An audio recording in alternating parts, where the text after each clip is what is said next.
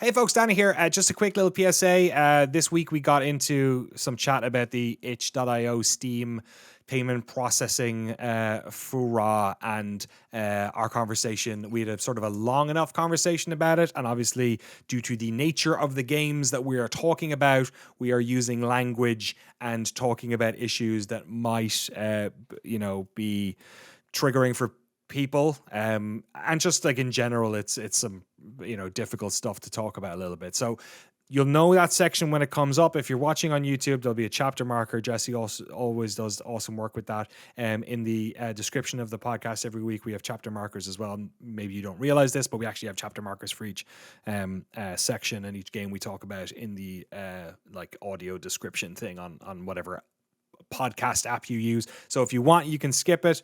It was a big chat about the whole thing, and it was we think it's an important thing to talk about, an important thing to sort of roll around and discuss and look at from as many angles as we can. So we obviously want to talk about this stuff, but just wanted to mention, top of the show, if you don't want to be hearing stuff about predominantly these games are about issues of sexual assault, let's say, if you don't want to hear about any of that, skip the section, and we'll get back to talking about video games, other video games. Lots of video games this week. All right, I'm going to shut up now and enjoy the show. Bye-bye. Oh, and also Battle Pass holders, I messed up. I forgot you guys at the top, so we did a special shout out at the end of the podcast. I'm sorry. Enjoy the show.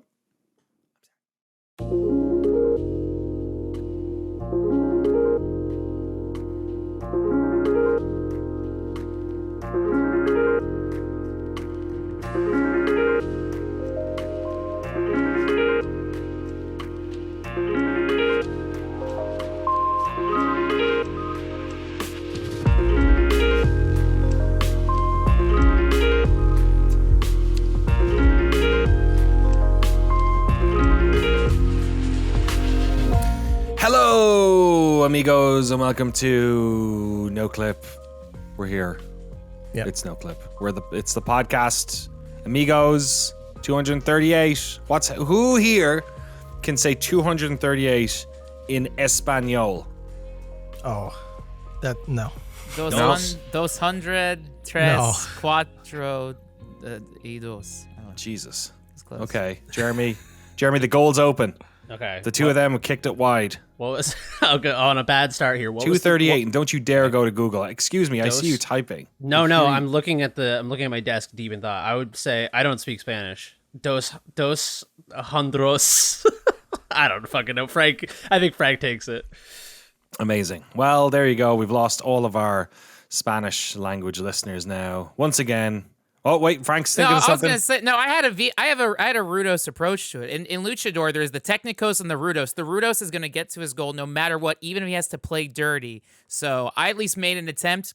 The referee may not have approved it, but I feel like I got close. Wow. I feel like I have earned the respect. He's appealing to the umpires here. Yeah. Well, Frank, you win.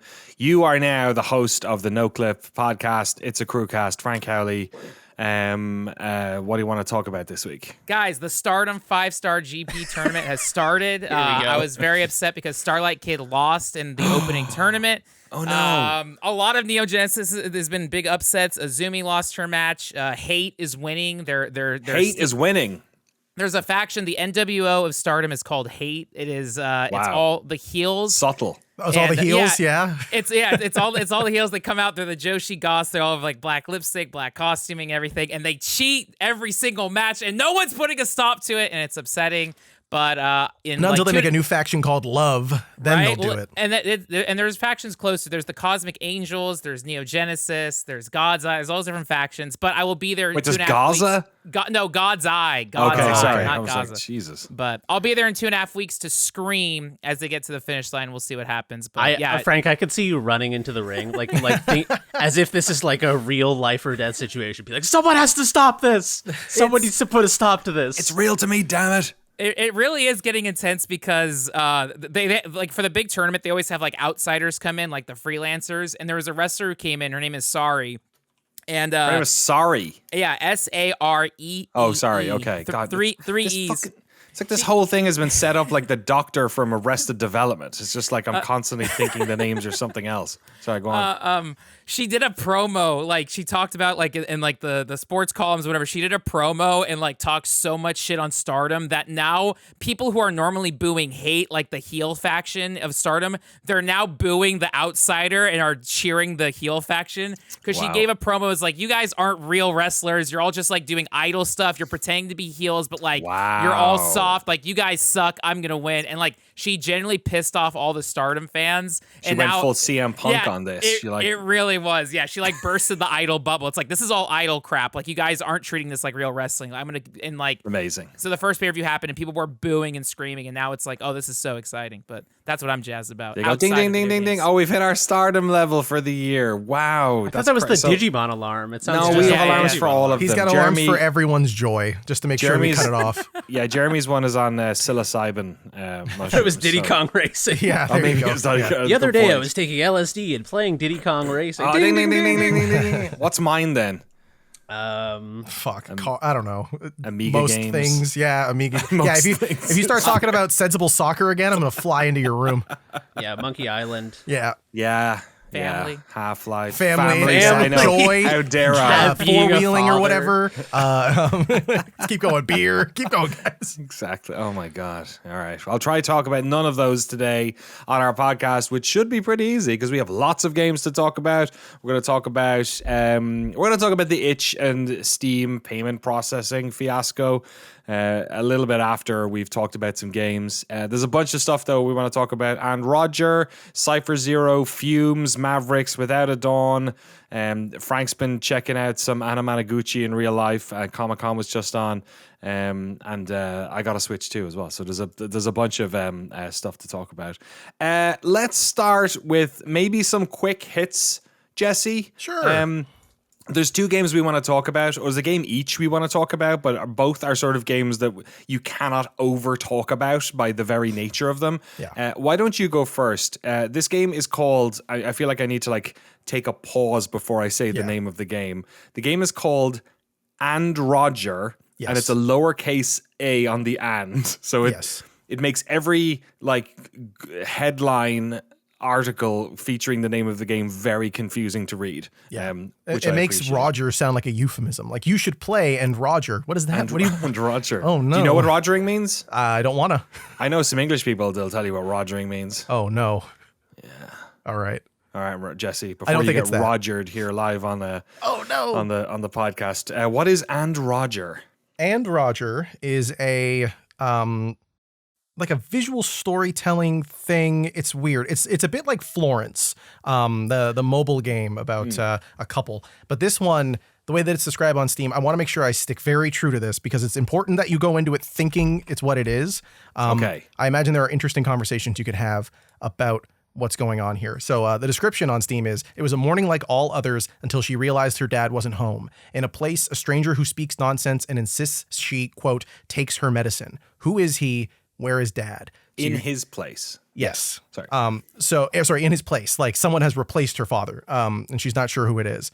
There was a demo for it that I don't think is available anymore now that the game is out. It's fairly short. It's the first game I've ever played that, by the way, that opens up with a disclaimer telling you to not upload a full recording of the game, which I thought was very strange.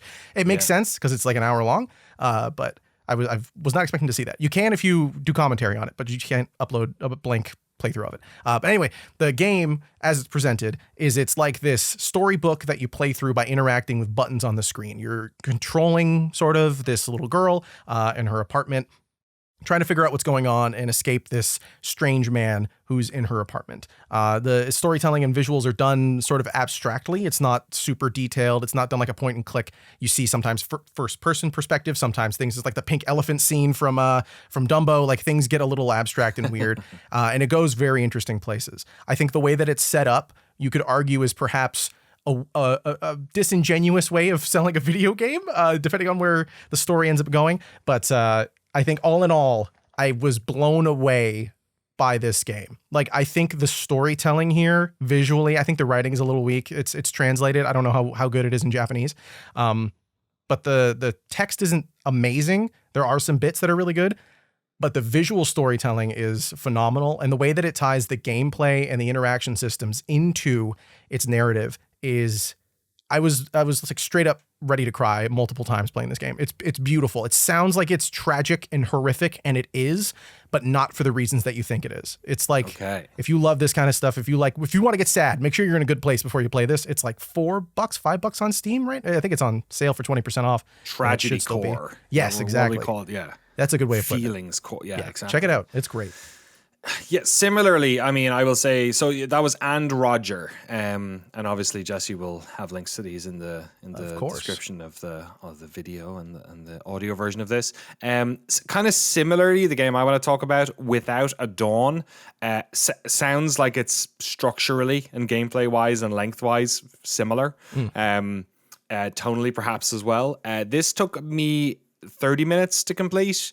It's on Steam. It's $8. It's made by Jesse Makinen, and the reason I saw it was that Jesse posted on Steam, or sorry, Blue Sky, that the game had been out for a while and hadn't gotten picked up by press and yada yada yada. And I can totally sort of see why, not to yada yada yada to dismiss his, but you know what I mean. It's one of these like, oh, my game didn't, I poured everything into this. It was sort of like an uncompromising vision, and unfortunately saw it getting picked up.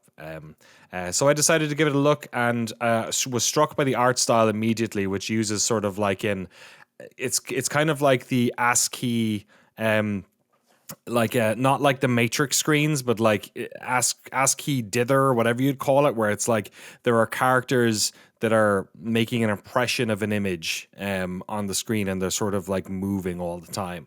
The images themselves are very evocative and interesting. And like I said, it's only 30 minutes long. There are elements of interaction in it that are interesting but light. And ultimately, the story kind of goes its way. And there is a trigger warning at the top, which is well earned, I think, given some of the themes that it covers. And I don't want to get into it too much, same as Jesse. It's one of these ones that's really difficult to sort of talk about without spoiling where it goes, especially. But just in terms of, like, I would say, stuff like initially it's very much in the realm. It made me feel uncomfortable in relation to some like OCD and intrusive thought tendencies that I've had in my life. It was very much about kind of that, and trying to sleep when you're concerned about what might be outside the window and that type of stuff. So super evocative. I think it really sticks the landing. I found the ending of it, like the last line, really effective, and I really enjoyed it. So Without a Dawn, it's $8 on Steam. I think it might have been a little bit off during the summer sale, but it's the price of a coffee at Starbucks or whatever. And it's a very interesting 30-minute experience. Definitely, I'm really, really glad I played it. It was very cool. Nice. Yeah, the visuals of it, I think it's cool because it's not just ASCII in that it's like rendering everything perfectly, translating into numbers. It's like constantly changing numbers. And there are other filters in the game that you can switch to. But all of them maintain that rule of constantly moving and changing and shifting. It's like emulating the static and like noise and grain that you used to have on old VHS tapes, in the way that like darkness became scary because there was always sort of an image. It sort of feeds into that bit of the narrative of like everything's creepy. What's going on over there? Is that something? Is it nothing? I think it's cool that it doesn't just apply to the shadows. It's like, actually, I think the shadows are the only thing that don't have that. It's like your skin is scary. Like your own face is scary. It's very, it's a cool way of doing the presentation, I think, especially with their limited art. It looks great. Yeah, it's hard. It's kind of hard to communicate it, isn't it? Because it's like, it's, when you say ASCII, you think, oh, is it like weird little ASCII man? But it's like, no, it's like the imagery. Yeah, exactly. But the imagery is like photographic and artistic and in that sort of way. Sound design's great. Music and sound design's great as well. Very kind of needs to be in a game like this. Mm-hmm. I'm very curious what the art from this game looks like without the sort of pseudo ASCII filter over it. Because the art was my favorite part about this game. I was curious, just like, I wonder how sort of like photorealistic it is, because it conveys like it creates like the illusion of photorealism, because your brain is just seeing this wall of like undulating texture, and you're like, I don't know, like it looks like you're looking at photographs through like the most insane ASCII shader. Yeah, it's like and it's a lot of it's about like perception and dreams and stuff, and so it has that it has that thing of like, when you're in a dream and you can't look behind you, you close your eyes and it's dark, it's like that type of thing. So that's Without a Dawn and Roger. I should say and Roger first. And Roger and Without a Dawn are those two games. I'm going to go through a couple of my games because I've played a bunch of stuff this past week. Probably the one that most people will be interested in is FUMES. FUMES came out just this week on Steam. It is an early access game. It is. Have you played this at all, Jesse? I know you had it on your wish list. I played the demo for it a couple months back, but yeah, not this new version. Yeah, so I didn't play the demo, so I don't know how much more evolved it is from that. But the basic premise of this game is that it is a sort of an arcadey Mad Max game. So essentially, you are driving a car. I think they do the Driver San Francisco. You are a spirit that moves into a car thing, which I thought was quite funny. But essentially, it's an open world, like is it a roguelike? No, but it's like a open world progression game. You are driving this car around. You can attack other cars. When you attack those cars, sometimes they drop cargoes. Oftentimes they drop parts and things like that. The basic loop of the game is that you are attacking these things or going to special areas where they spawn a bunch of other cars, and you are having sort of Mad Max style fights with them. You have a gun turret on your car, you're shooting them and driving around. So it's sort of like a mixture of like, there's no crashing into the cars for destruction, but it kind of feels PS1 Destruction Derby because of the graphics. Although the cars are really like bouncy and fun to throw around. They're like super heavy but bouncy, so you get this really fun like ability to like, you're sort of throwing the car around turns, and it would probably flip usually, but it's not, and it's sticking to the ground, and you're moving the camera around and shooting some fucker over there, and then shooting this one and shooting this one. And you're basically trying to keep your health up and not get hurt, and then defeat a few waves usually of these baddies. Once you do that, there is a sort of a mobile mechanic, for want of a better term. It's a big truck that's driving around that you drive up to, and I like the way this works is that if you want to like drop off cargo or make the truck stop, you have to hit the horn twice. You just go beep beep and then it stops for you. Or if you're like dropping something off, you have to hold the horn down and then it knows that you're dropping off cargo, which I think is quite cool. And you literally drive your car into the back of this truck, and then from there you can upgrade your car and stuff like that. And then there are these elemental, like magical things that are just in the world, and you can give them cargo, and then eventually they will like you enough to help you in fights. If that makes any sense. It's very weird. That's cool. And I guess what this is all building up to is that they do a sort of a Dark Souls, Demon Souls intro of you fight off a couple of these baddies, and then you were given a fight against this massive, like huge, city on wheels that is fighting you.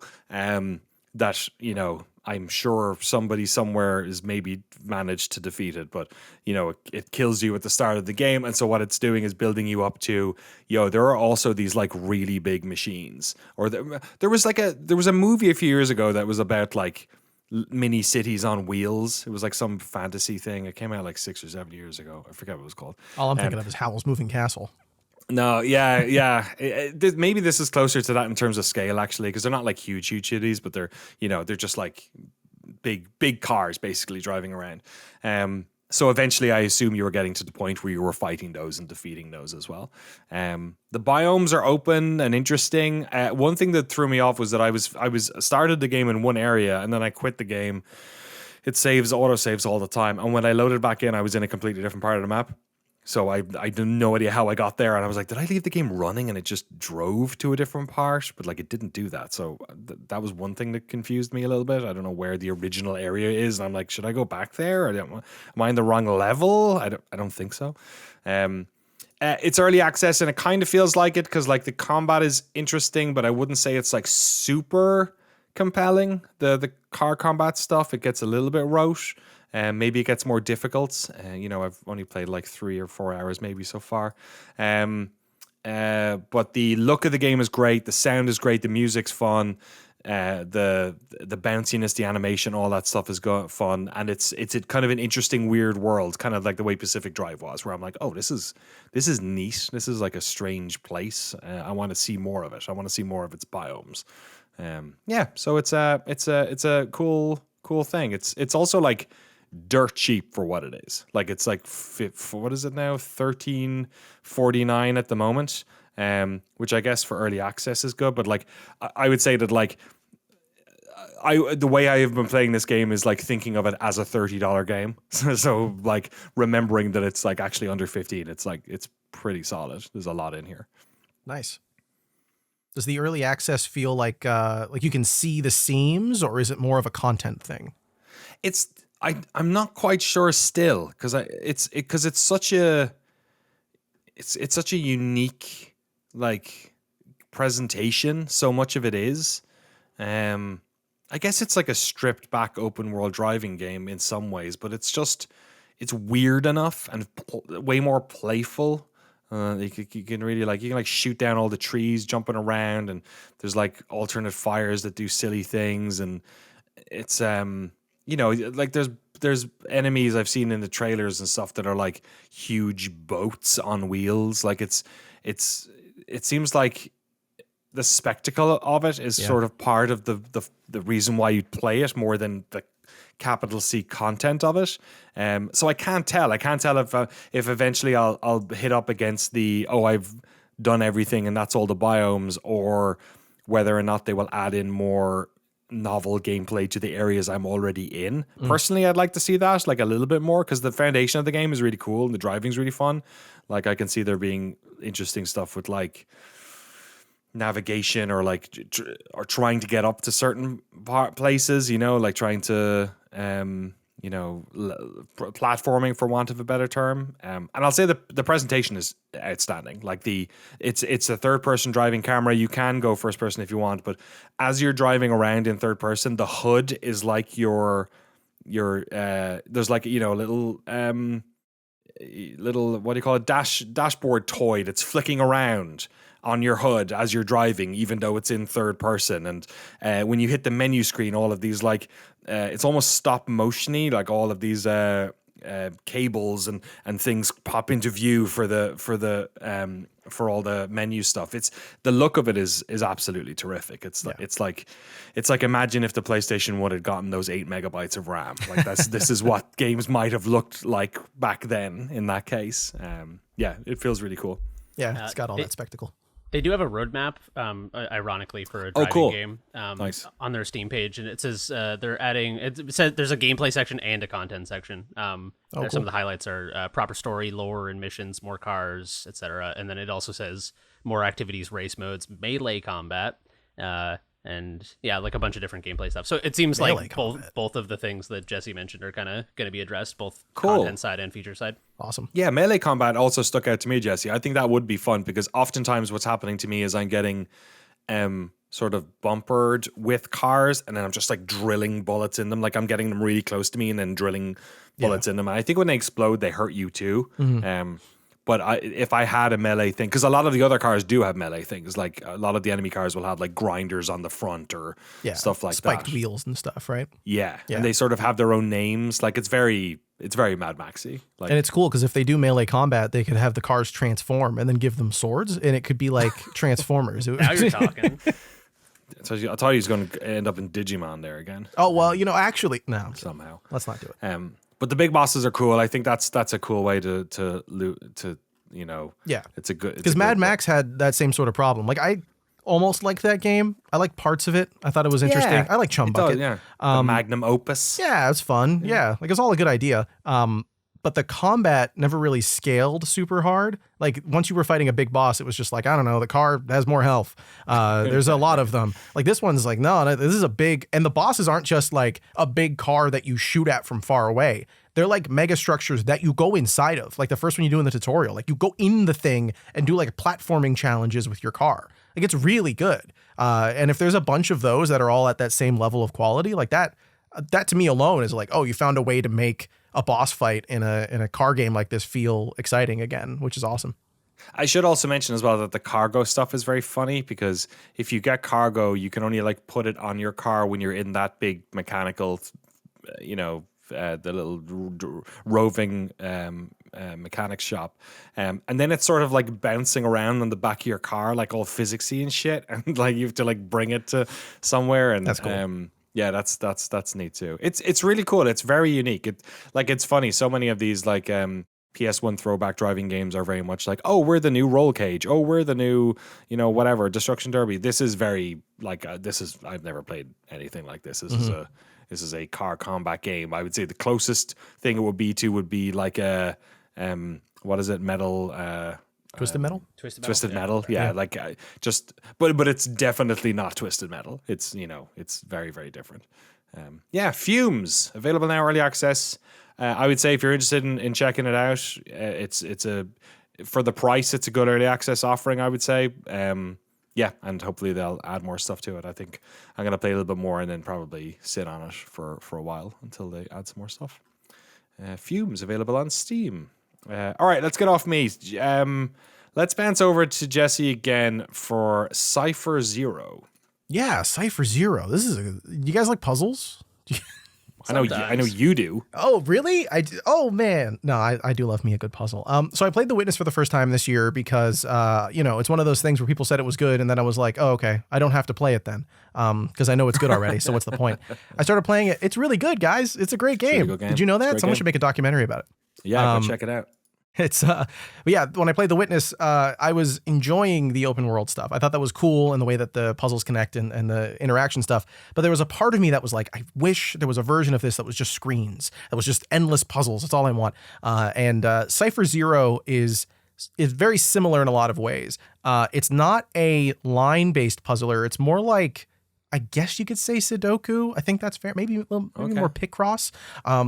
But the way that it does its tutorials and its puzzle structure is very similar to The Witness. So like in The Witness, when you find those panels and it's a series of panels to explain a new puzzle mechanic, that's like the whole game. So this one opens with like a handful of them. Like there's lines on the outside edge of a series, like a grid of squares. And each square on the grid has either an on or off state. And your goal is to figure out what the pattern is for that puzzle. There's always only one pattern you can do. Okay. Yeah. So it's the same as The Witness in that there's only one line structure you could do.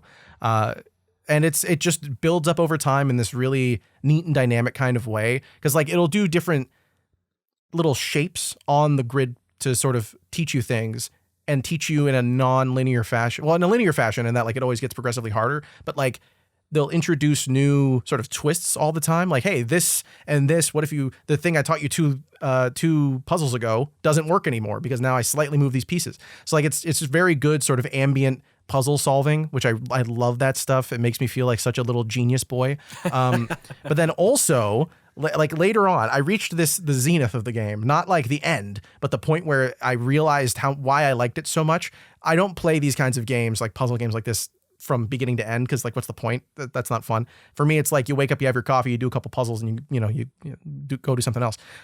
Here, I reached like the fourth area. There's a handful of areas. Each of them it's actually beautifully rendered. It looks quite nice. It has this sort of like geometric art style. You're in different areas, like a farmland and a city and just out in the fields and stuff. It looks actually quite nice, the background for the puzzles. And then you sort of duck down into the underground of the world to solve the puzzles. I'm not sure exactly what the motif is there, but it looks nice. But once I got to the fourth area, which is, I think, a city structure, they introduce a new mechanic. And in the first tutorial, where I usually take a second to figure it out, I just solved it, and I was like, "Oh no! Wait a second! Oh wait, was that a good thing or a bad thing? It was good because I was like, wait." And then I did the next one, and I got it, and I was like, "Hold on, my third eye has opened. I am the puzzle man." Like you're like, I felt like I was brunette, redhead, right there.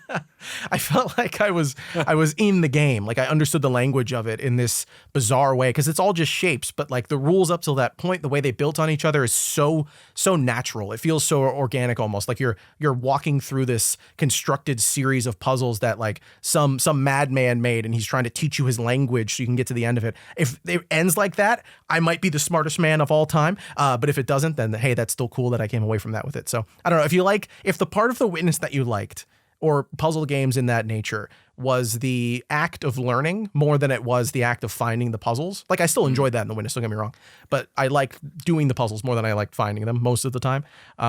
If that's the part you liked, you will love Cipher Zero. It is so cool. Like it does such a good job of teaching things in this way that, yeah, so few games pull off in that sense of, or that level of quality. It's, yeah, a very satisfying game.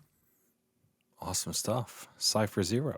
$14.99 on Steam. Looks like would it be a good Steam Deck game? I've been playing it on Steam Deck. The controls are fairly straightforward. It's like you just press A on or off for the squares and then submit your solution, one of the buttons, move on to the next puzzle. Super straightforward. Excellent. Yeah. Okay.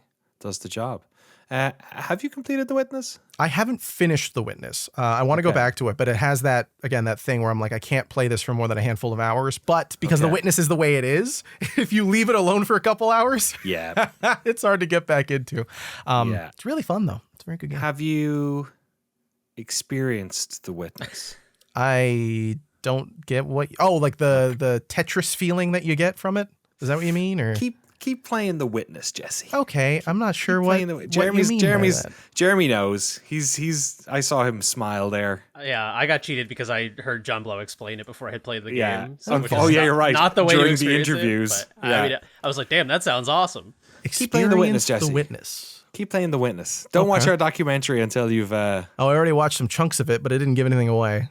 Good. So Okay. I guess I missed it. Keep playing The Witness. It's good. Does some interesting stuff. All right. Awesome. Cipher Zero. I have a quick one to chuck in here. It's called MAVRIX. Actually, I take it back. It's not called MAVRIX. It's called MAVRIX by Matt Jones. Hell yeah. Matt Jones is a downhill mountain bike YouTuber who's from England, and you will get to know Matt Jones a lot if you play MAVRIX in early access right now. Is this that Top Gun game? Is that what this is? Top Gun Yeah, Mavericks? exactly. That's it. That's it. Top Gun Mavericks. It's the volleyball scene for 4 hours, folks. Get ready to game. They couldn't get Tom Cruise, so they got an English downhill YouTuber to play him instead. And no, this is falling, in the sort of the fashion of many extreme sports games getting their own game finally.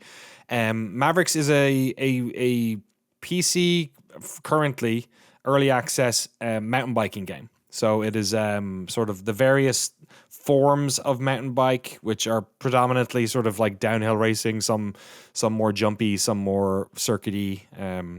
It is open world. It is always online as well, which I have some feelings about.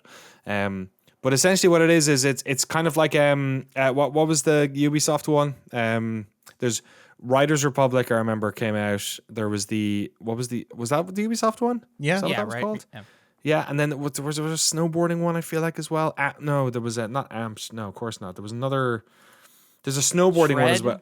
Something like that. Shredded or Shreds or Andy Bauman used to play it all the time. Jeremy, he was mad for it. I think that was that was a Ubisoft gun. Ubisoft snowboarding game. Somebody help me out. SSX. Andy Bauman snowboarding. Steep.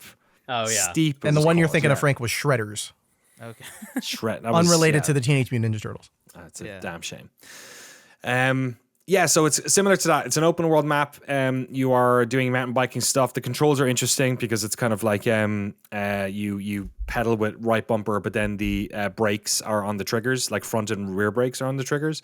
And then the moves, like doing flips and turning and back flips and stuff like that, kind of follow a skate-esque format of like you're using the thumbsticks together or against each other. Which is interesting for like pumping and doing all that sort of stuff. So yeah, it seems interesting. I just love I think if you're into mountain biking, this is definitely something to check out. My one caveat is this is a $40 early access game, and it feels a little bit, to borrow a Ubisoft video games title, steep for what you're getting.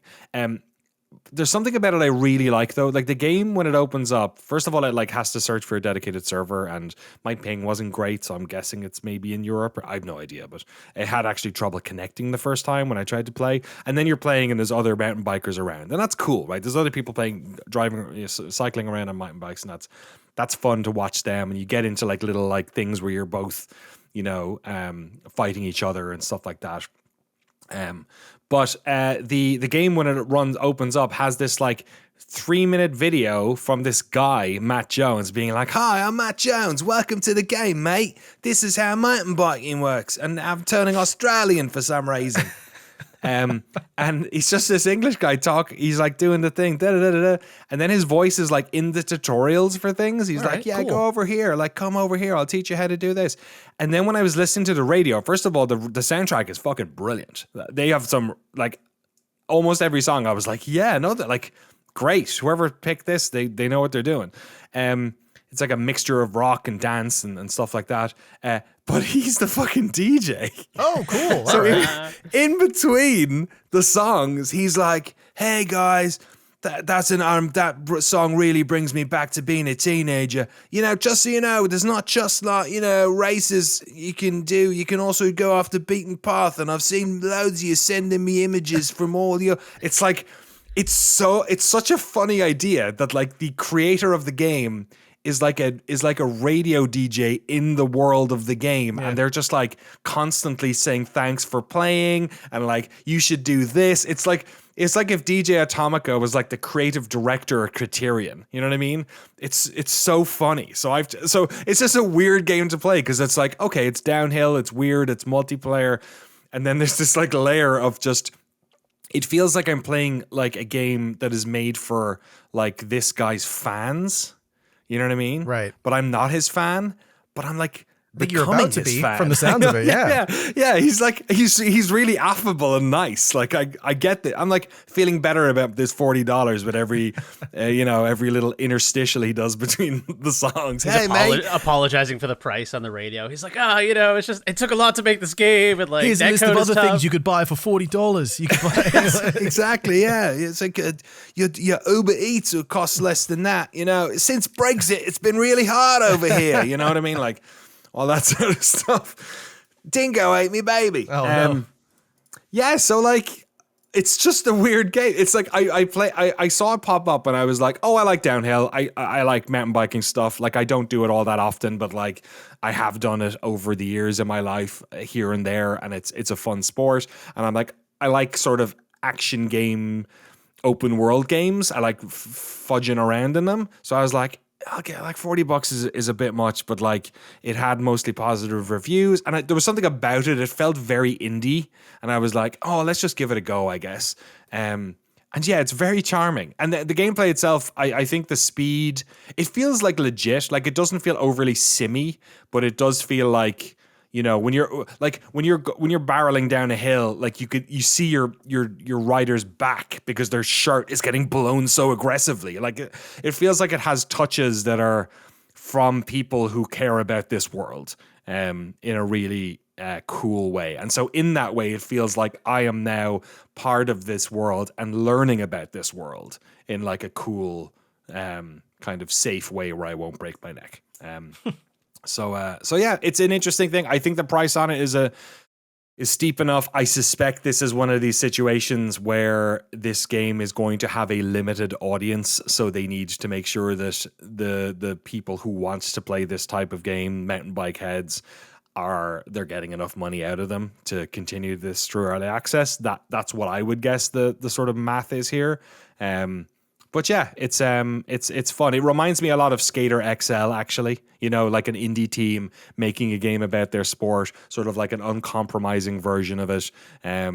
Similar, and it's like, you know, it's a sports game with like cool visuals, good music, you know, about the culture, all that sort of stuff. So yeah, I wanted to mention it in case there was folks who are mountain bike heads who didn't know about this, because it just popped up on my Steam recommendations, probably because I play a lot of these weird sports games. Yeah, I'm delighted I played it. Yeah. Hell yeah. It sounds awesome. I had a question about the controls, because you mentioned it's like skate, that was mine. I didn't play Tony Hawk. I was a skate boy. Sick. I was a skater boy. See you later, boy. And the controls for this, because that one was like, I love it, but going back to it now, I feel 30. Like I can't. There's little tiny things you gotta. This one's a 70-degree angle. This one's a 90-degree angle. Is it that specific, or is it more like just driving is the thumbsticking? I'd say it's very forgiving with the jumps. Like maybe not maybe overly forgiving. Maybe I'll take that back. I think I'm just on a bunch of green slopes. I think that's Okay. but yeah, no, it's not that particular. Like there's a good flow to it. It's fun too because like you go down the hill and then to get back up, like mountain bikers that are especially at ski resorts, you get in the chairlift. To get back up the mountain, and then it loads you back up there, which is pretty cool. That's cool, yeah. But yeah, the controls are they feel fun. The braking feels interesting too because you can obviously like lock both of them if you need to stop, and you can lock your back brake if you're trying to like take a corner a certain way. Yeah, it feels intuitive and fun, and maybe it'll change a bit when I get different bikes as well, because I think I'm only on like the default mountain bike, but there's other ones you can do. I'm sure there's like ones for one with human climbing. feet on the wheel. And hey man, Wheel World has that one. Is that what it's called? Yeah, Wheel World has that one covered. I should mention MAVRIX is spelled MAVRIX. MAVRIX. It's all caps. I don't know what that is. Okay, I was gonna say, what is that? Is it his brand or something? Maybe, yeah. Couldn't tell you. All right. Could not tell you. But there you go. MAVRIX by Matt Jones.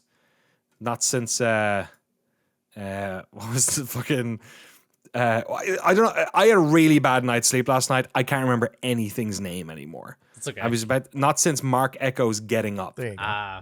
Has there been a better name in a video game title? I like that it's MAVRIX by Matt Jones because it sounds like the game's name is MAVRIX and you're telling me who made it, but it's all compressed into the title. There's something very funny about that to me. It's like it's doing so much with the title. Like it's like if you it's like if a Stephen King book was called like The Stand by Stephen King. You know what I mean? It's like if you made a game about climbing over pre-made assets and you called it Getting Over It with Bennett Foddy. Like could you imagine? Yes, exactly. But no, it would be like Getting Over It with Bennett Foddy by Bennett Foddy. Oh yeah, there you go. Yeah.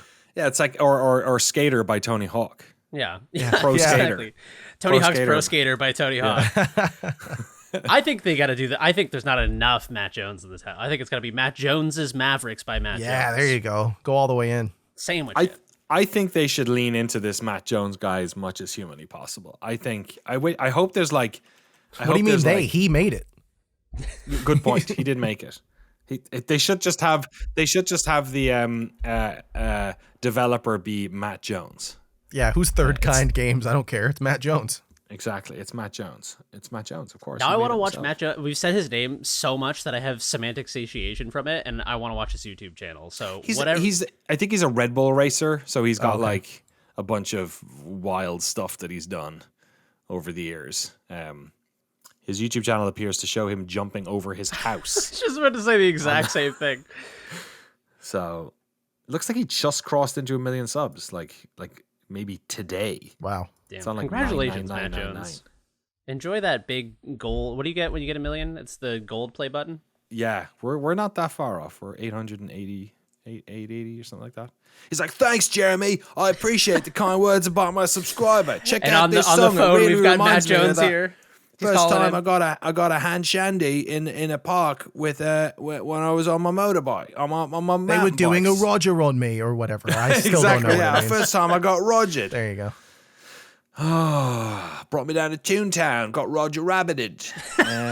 MAVRIX by Matt Jones, available currently on Steam, I think only. But this feels like the type of thing like Skater XL. Eventually, they could hopefully get it to consoles too.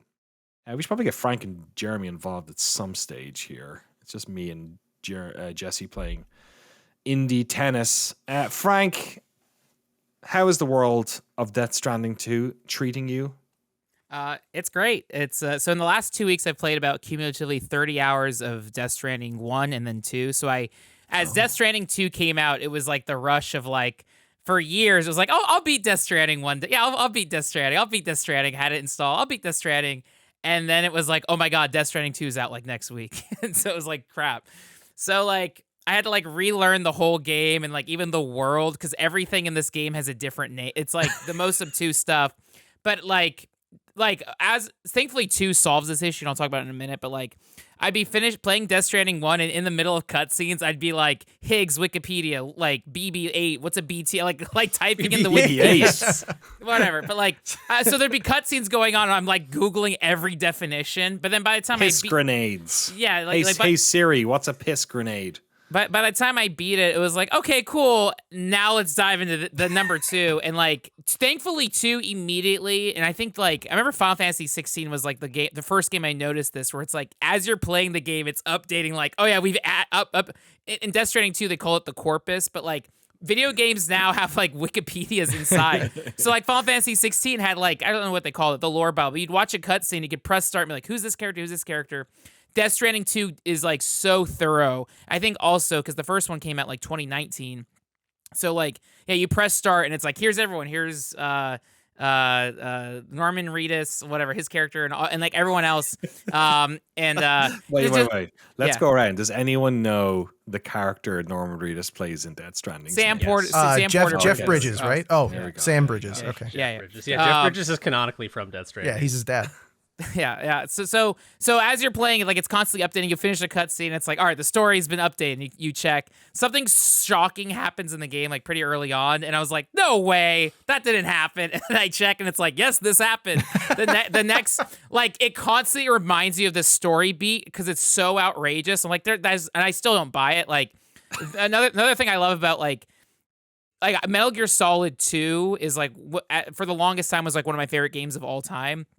I had since like replayed Metal Gear Solid 1 recently, and I was like, damn, actually Metal Gear Solid 1 maybe really is like the best out of all of them. But like I love MGS2 because it's so insane and completely like deconstructs Metal Gear Solid 1. And playing Death Stranding 2, I'm like, all right, how is he gonna like subvert expectations again? So I still don't buy the like inciting incident of Death Stranding 2. But regardless, Death Stranding 2, I find it much more easier and smoother than Death Stranding 1. I feel like Death Stranding 1 was such a sad, like, melancholy game, and like the world events and like Death Stranding 1 came out 2019. Then there was COVID, which made the world Death Stranding.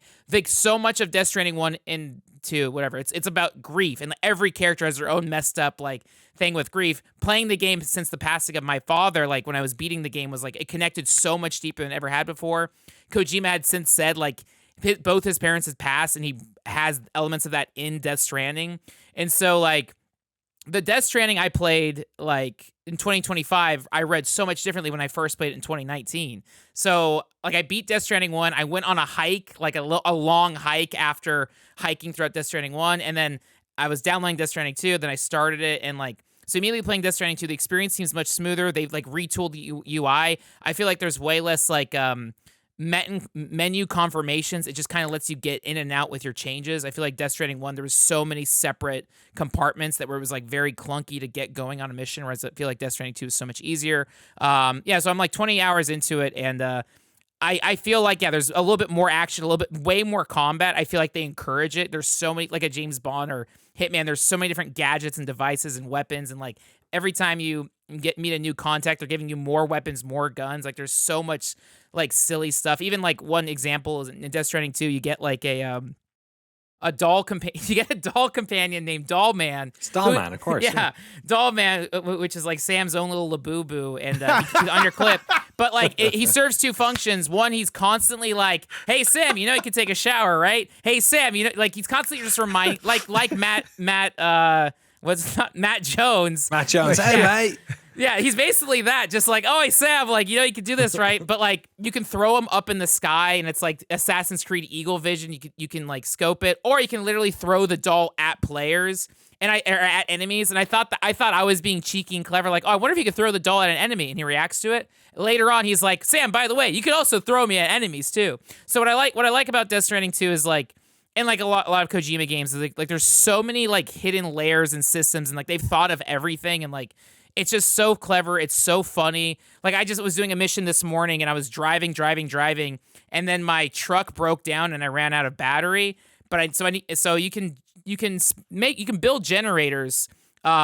But my car broke down in a river, and so I couldn't put a generator there. So I put it off the side outside the river. I had to go find another vehicle and then push my truck out of the river to get to the generator, and then that worked, and then I got out of the car and got in the new car. But it was like, that wasn't like a designed, planned scenario. That was Sounds like you're playing that Expeditions game, that Mudrunner one they put out. Yes, there's so much of that. Like the game, so I feel like half the time you do missions, it's like, all right, get to this new area. There's the BTs, which are the ghosts. There's the brigands, which is like the Mad Max bandits. So there's combats or stealth or when you're fighting the ghost stuff, it's so like it's like genuine horror, and like the sky turns to red and it's very Mad Max. And then the other half is like, yeah, you're just delivering stuff and it's so relaxing, and there's kind of like, it's so weird. It is kind of like a single player MMO in the sense of like, as you're doing like the side quests and stuff, once you're connected to the chiral network, and this is stuff that everyone's already talked about, but just speaking from my experience, how much I'm finding the joy in it is like, I genuinely love like once you connect and you see everyone's like towers and ladders and just like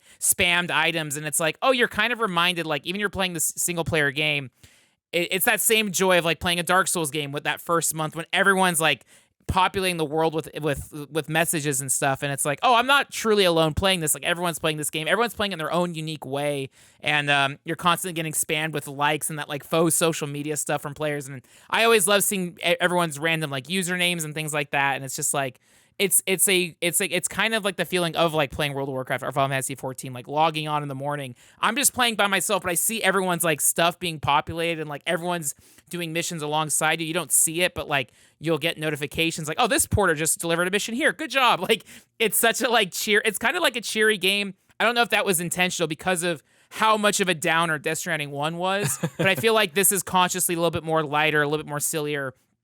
Or I think Kojima even said he like wrote the game differently because of COVID and the reality of Death Stranding 1. So I feel like this one is way, again, kind of like Metal Gear Solid 2 veers into so many weird ways, but this feels a lot more, I don't know, peppy's the right word, but I'm genuinely having fun with it, where I feel like Death Stranding 1, I got fatigued from it, and like even the story stuff, I was like, this is ridiculous. But I feel like Death Stranding 2 is a little bit more, I don't know, focused or more easier to swallow.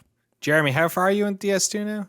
Or did Death Stranding 1? In Death Stranding 1, I'm probably like halfway through. I sort of like mainlined the first 12 hours, and since then I've just been chipping at it in small sessions because, lots of games to play.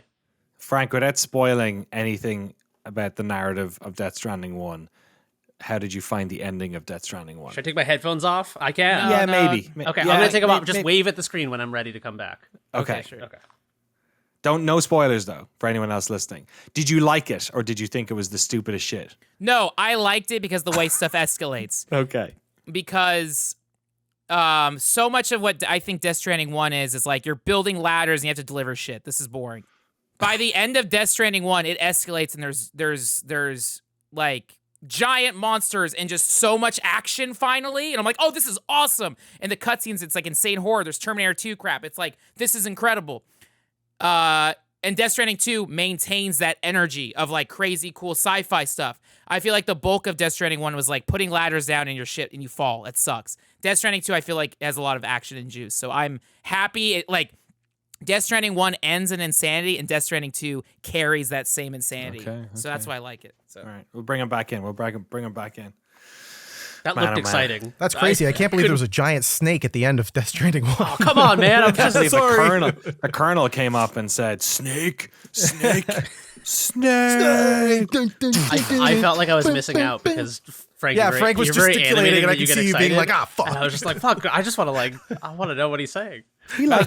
I was basically saying, like, Death Stranding 1 amps up in such a positive way that I beat it, hit download on Death Stranding 2, went for a walk, came back, and started playing. So nice. Like, straight back in. It's like, I don't know. Again, like, maybe it is the thing of like, okay, we need to put more explosions in this new game. Like, it's kind of thing where I'm like, yes, this is awesome. So it's definitely the aliens to alien. Yes. Sort of. They give you a car pretty early in Death Stranding 2. They're like, we know. Yeah. We know. Nice one. Glad you're joining, Frank. Quick little aside. Actually, during the podcast last week, somebody mentioned something about a Switch, and I was like, oh, I should check Switch 2s again to see if there's any around. And I went on Best Buy, and I was logged in, and I was like, oh, they have them in Santa Rosa right now. And I was like, do I really need a Switch 2? And then they were like, oh, it's like, they had like a deal for like 50% off with a game or something. So I was like, oh, I could get that in Donkey Kong. Maybe I'll do it. So like literally during the podcast last week, I like booked it and then was like, okay, I'll go up and got it. So I picked it up later that day.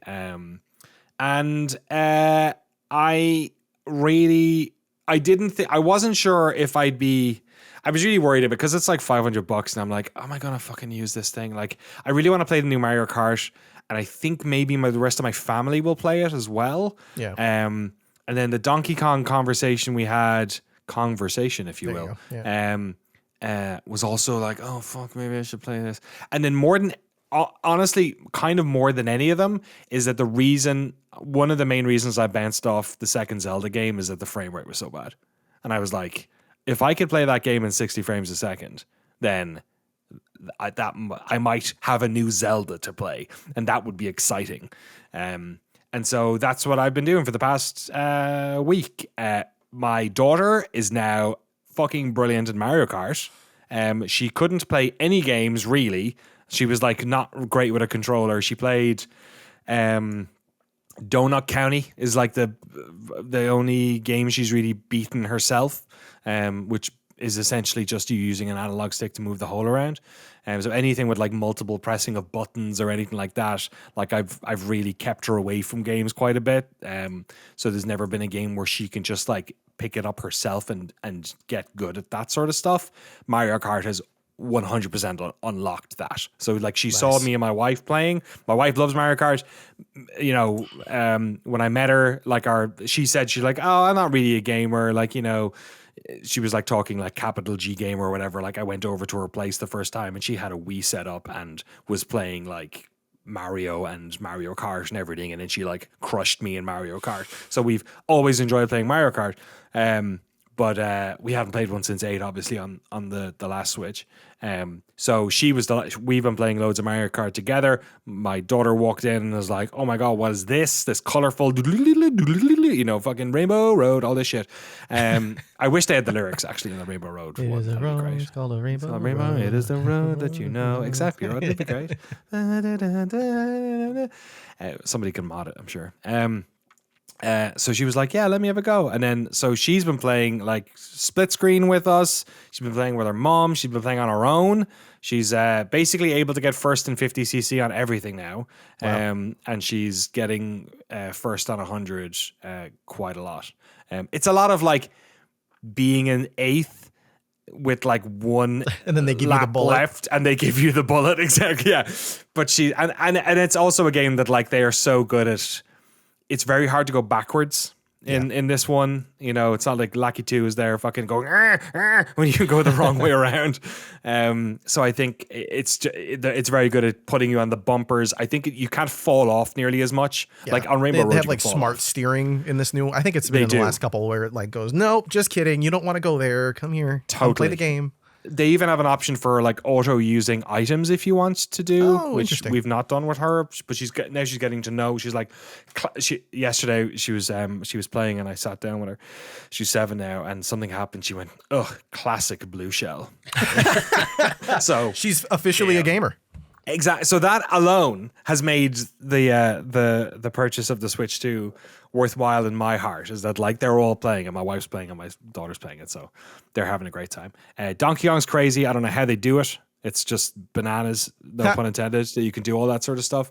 And I loaded up Breath of the Wild and played like an hour or not Breath of the Wild, Tears of the Kingdom, and played about an hour of that in 60 frames a second, and it's a total game changer. So I'm too far in the game. I'm a bit confused, so I'm just going to reset my save and go back to the start and play that. But I've been mostly playing on the television, which I hated on the Switch. I thought it looked like shit, but like the increased resolution on the game is just it looks good on a television now. Sharp. So yeah, it's way more sharp. And then the screen when you play in handheld is amazing. When I showed that to my daughter the first time, because she didn't know it was docked, and then I pulled it out and she was like, you know what I mean? It was pretty crazy. So yeah, it's cool. It was easy to get. There was more there when I got it, so it was cool to see. Does the taking the Joy-Cons off not feel like the most satisfying thing crazy that a game console has ever done?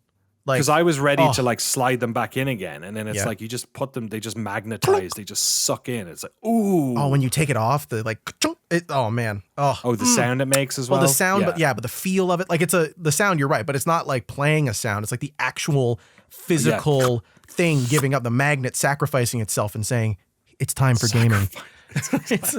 It's so good. Oh my god, love it. The virtual. Game card stuff. Game card stuff was annoying. Stupid. Yeah, so they've made it so, Jeremy, I'm not They sure if you've basically seen this turned the stuff. games into NFTs. Yeah, I heard all about this. Kind of did, yeah, you're right. Iwata's rolling in his grave. It's I get why they do it, because they're putting out a new machine and they don't want like all of your old games coming over, but like that's how it works on PSN and that's how it works on Xbox Live. So it was annoying just because I kept getting a fault because I have like a launch Switch, so that was our primary Switch console, so it just wouldn't do it for a while. Like it kept bringing up an error code, and I was like, come on, man, I just want to play these fucking games. So I ended up like going on Nintendo's rinky-dink website and like delisting one of those consoles so it couldn't do it anymore. And then that, thankfully, and there's a limit on how many times you can do that in a year, so I was like worried that this was going to ruin everything. So then I registered, or I loaded up my Switch 2, and then it by default, because it was the nearest handshake, became the primary console, which is good. And then I could make the other one, I could connect it that way, and it worked, thankfully. But it was just like an hour of doing dumb Nintendo internet stuff because they just are bad at all that. So that kind of sucked. Also, I can never tell if something's downloaded or not, because like some games I go to play them as virtual cards, I've never booted them on the Switch 2, and they're there, and I'm like, well, you just downloaded yourself? Like, I didn't tell you to do that. That's weird. And then some of them are like, no, I gotta download you. Like, all right. So who knows? Anyway, Mario Kart World is a good time. Let's chat a little bit about the new stuff that happened during the week. So Jeremy, you've been diving into this a little bit.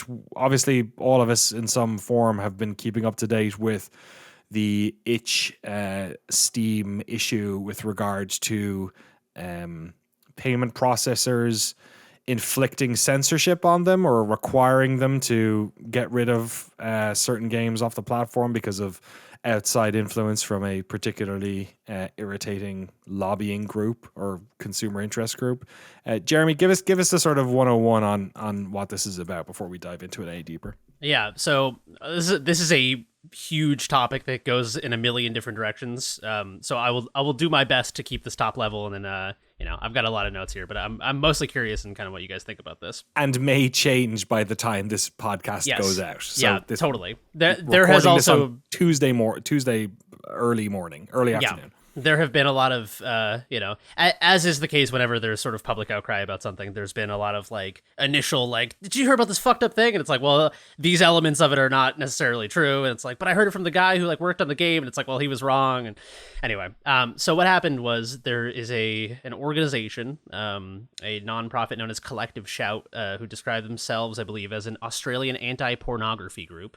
And what happened is they reach out to storefronts and payment processors and different people along the sort of supply chain when they see things that they find, like, it's basically like anti-degenerate art. It's this sort of conservative position that like certain things are not only pornographic, but like transgressive in a way that they need to be completely eradicated from society.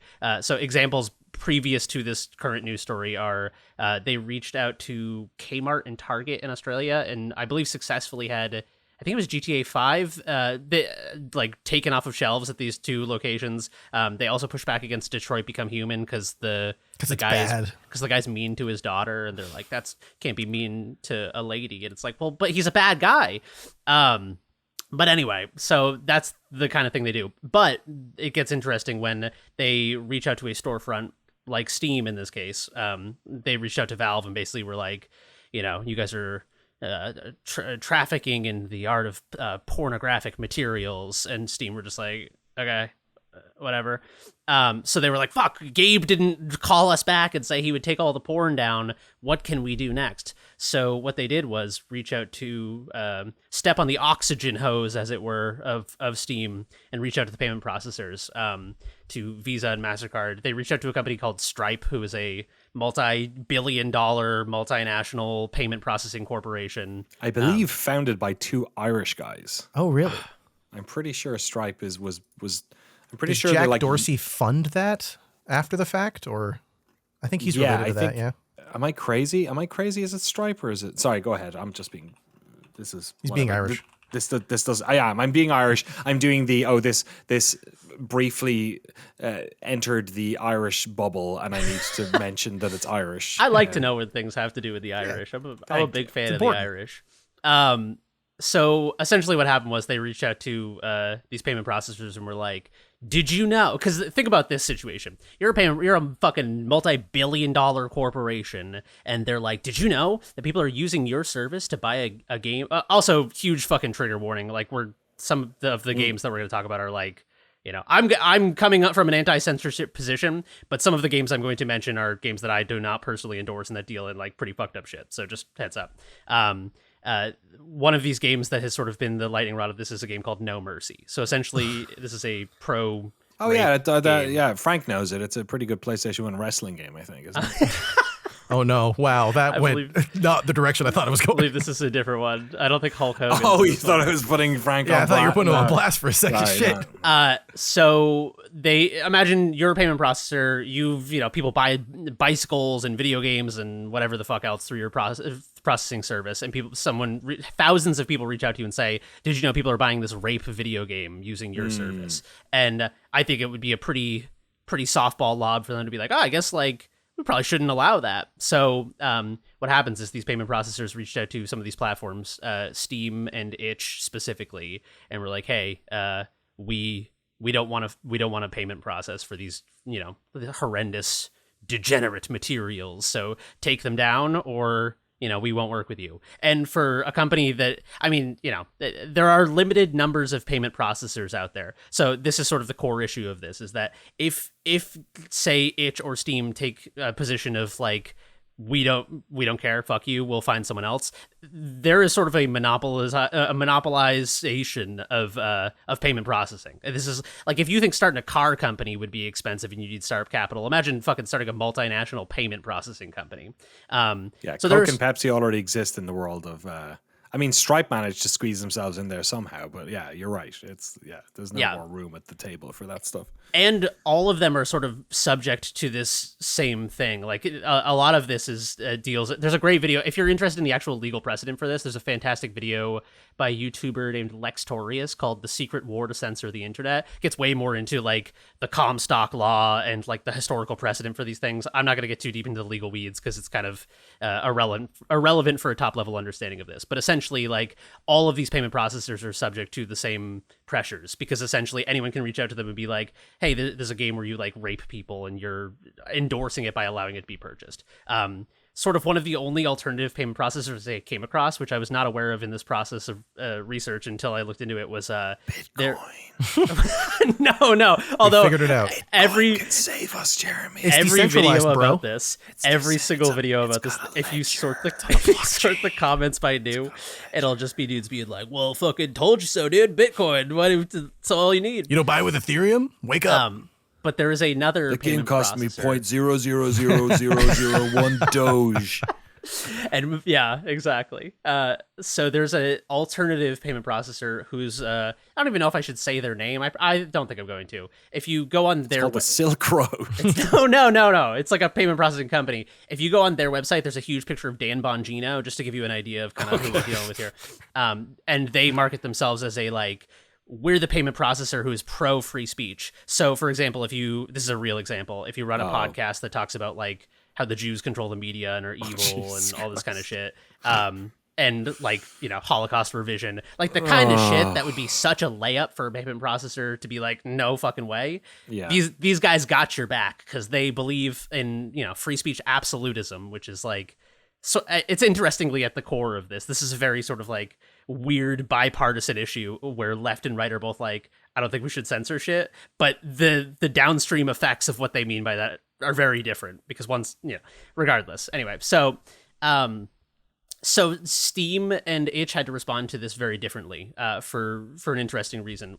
Steam has sort of more of a rigorous vetting process, and so the games that go up on Steam are games that have like passed by, from my understanding, like a human being's eyes or some sort of vetting process. And so there was a more targeted and direct and sort of acute removal of games. Itch had a bunch of games that are still like there. If you've bought them, you can still download them. They still exist, but you cannot search for them. They're kind of like shadow banned or whatever. Steam actually took 300-ish games down. And the interesting thing is, I think a lot of people who sort of did not do a brain-destroying amount of research on this, they see the list of games that were taken off of Steam, and they kind of don't understand why this is a problem. Because it's like, well, why would, like, you know, fuck your sister game be like? Why is that that shouldn't get taken? Or like, is that what it was called? That's terrible. There's probably one or two of those. There was a game to that effect. I don't think that was the title though. But it's like by Matt Jones. No, poor no, Matt Jones has nothing to do with this. His hands are clean. But anyway, so it was interesting because I talked to some of my friends about this who are, you know, like very into games, but not really into like the games industry. Yes, normies. Yeah, normies. And they were like, well, like, I don't understand. Wasn't it just like horrible shit that got taken down? Like, why is this a problem? And it is a problem for many reasons, but sort of I mean, censorship is like, I hate the slippery slope fallacy. I think slippery slope is like such a bullshit argument, but there is something to be said about the fact that, like, you know, first they came for the weird not safe for work games, and I don't make not safe for work games, so I did not speak out, right? And then they came for the fucking furries, and like it's this idea that, like, if something can be labeled as degenerate, it is often for these groups an opening. It is the tip of the wedge, and the wedge can be driven deeper to cut farther against things that are like, you know, it's like being a lot of the games taken off of itch were just like queer games or furry games, like not pornographic. In fact, Lovely Lady RPG that I talked about on the podcast recently was delisted from itch. Really? And right. It is a game that mentions rape and sexual assault, but it is not a game that glorifies it. It's not a game that like romanticizes it or sexualizes it. It is a game that talks about it in passing as something that is mentioned by someone, and you're like, well, that person is fucked up for saying that. What about the Steam stuff that was taken down? Like, was it a bunch of like? There's a lot of like weird visual novel. Like I was talking before about the ones that I got a couple of years back when I was doing some important research. That were that are very much like in that thing where it's basically just a bunch of like CG images and then text inputs, and it's just like, you know, you're at a camp and you're gonna, you know, the hot lady who does the thing, you eventually kiss the hot lady. And it's like, yeah, it's like, they're like, you know, I'm not into that, but like, I'm not going to like shame people who are into that, and it's not illegal. So like, sure. But like where some of these games do it, because like, for instance, the one that you hypothetically mentioned there, incest is illegal. So like that would be something that would be, I guess so is sexual assault. So maybe I don't know. Right.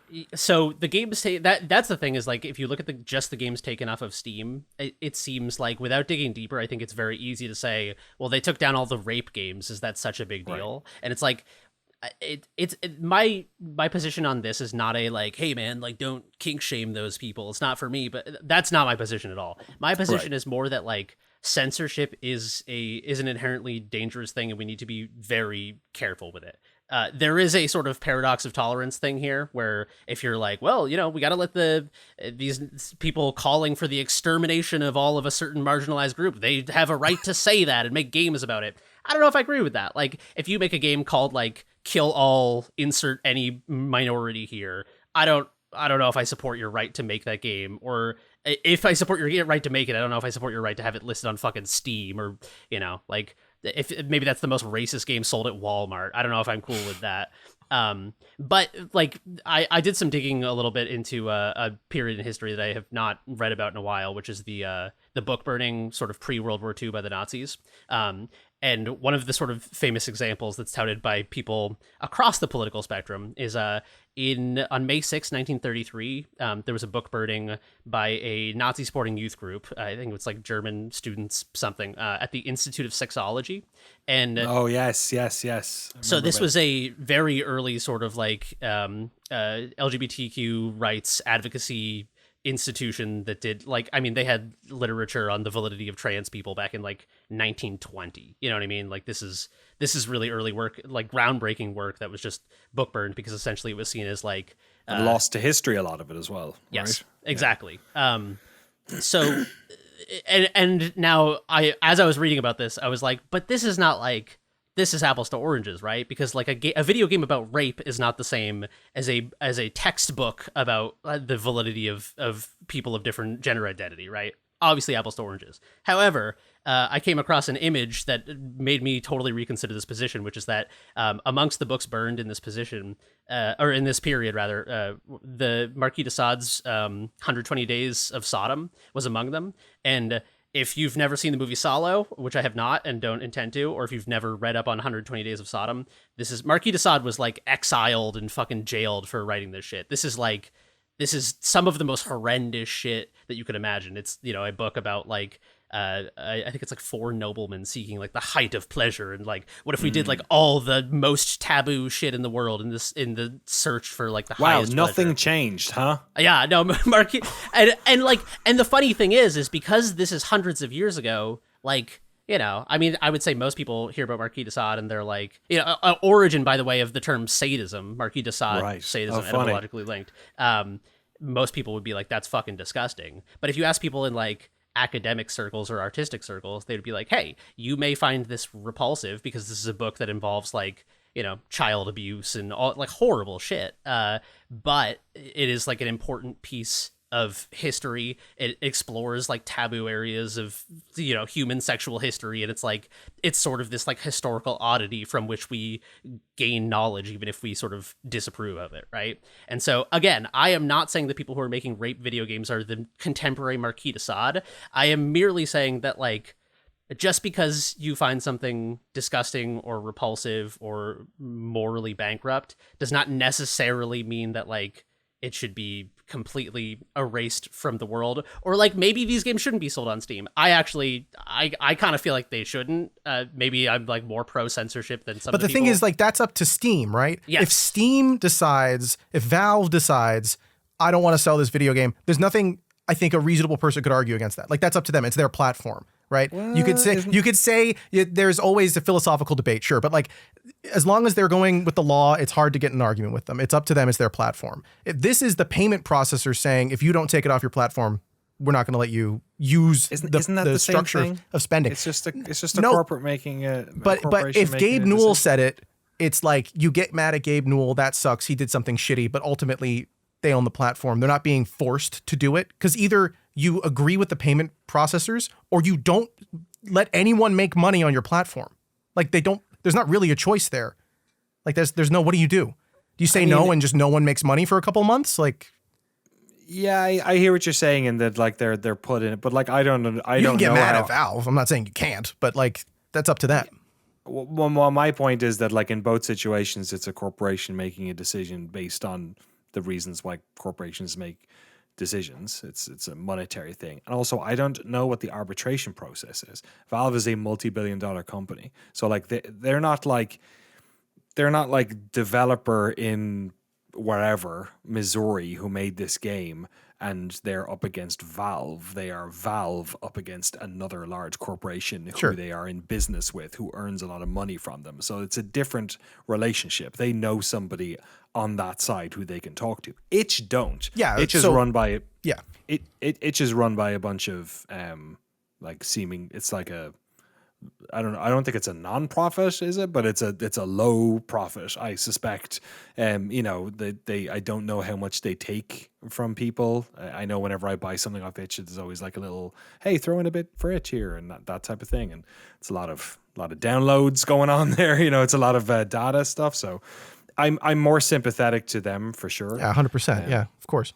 I just used Valve because that was just the thing we were talking about. Like, it's I don't necessarily agree, but I think like it's really up to them in that position, but that's not the main point. But I do agree that like it's a horse shit that like this is happening at all. Like, if you look at, like, Jeremy has made a really good point that Collective Shout, their entire progression here, what they're doing is not purely, it's that same lie of, oh, it's for the children, we're protecting the children or whatever. Because if you look at their wins, they have their wins listed on their campaign page, which is so cringy, so stupid. But if you look through them, they take credit for a lot of things that read as though they had nothing to do with it. Like a Facebook post got a comment and then the page was like, okay, we'll delete this. And they're like, we did it, folks. We beat Harley Davidson. But one of them that I thought was interesting, and I think goes to Jeremy's point of like the slippery slope of this thing, because this whole thing started with the No Mercy game. And well, it started with a bunch of games and then the No Mercy thing specifically. And then they just were like, hey, you already did what we wanted one time. Now you have to do it again. But one of the things that they did prior to this in December of last year was there's this company called Honey Burdette that's owned, I think, in part by Playboy, that was doing a campaign with the National Breast Cancer Foundation. And they harassed them. Collective Shout harassed the National Breast Cancer Foundation, arguing that they were pornifying breast cancer awareness with their campaign. And like the model is like a double fourth, what do you call it? Oh my God. Fourth term. What's the word for when you have? We don't need to. Yeah, but whatever. Like, just my point being that like it's you disagree. Yeah. It's not that I disagree. It's that like that is not the same thing as making a weird like this is whatever they find to be degenerate will be made degenerate. And if they can get this far, what's next? Hopefully nothing.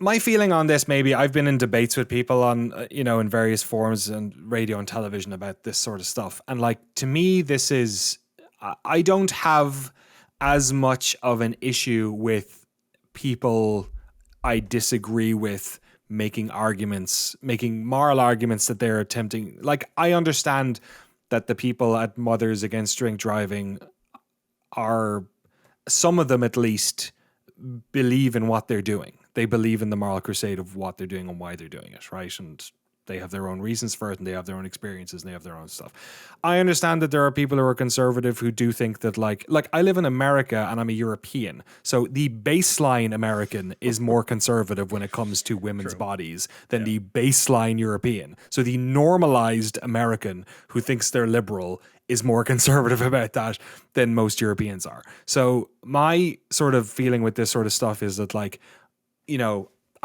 not a libertarian. I don't believe in the marketplace of ideas necessarily, but the thing that these people will always exist. People who have who weaponize their numbers to be able to, influence society or culture or commerce or whatever in whatever they want. They will exist and they have their reasons for it. And really the only thing, that is a form of democracy that they are doing.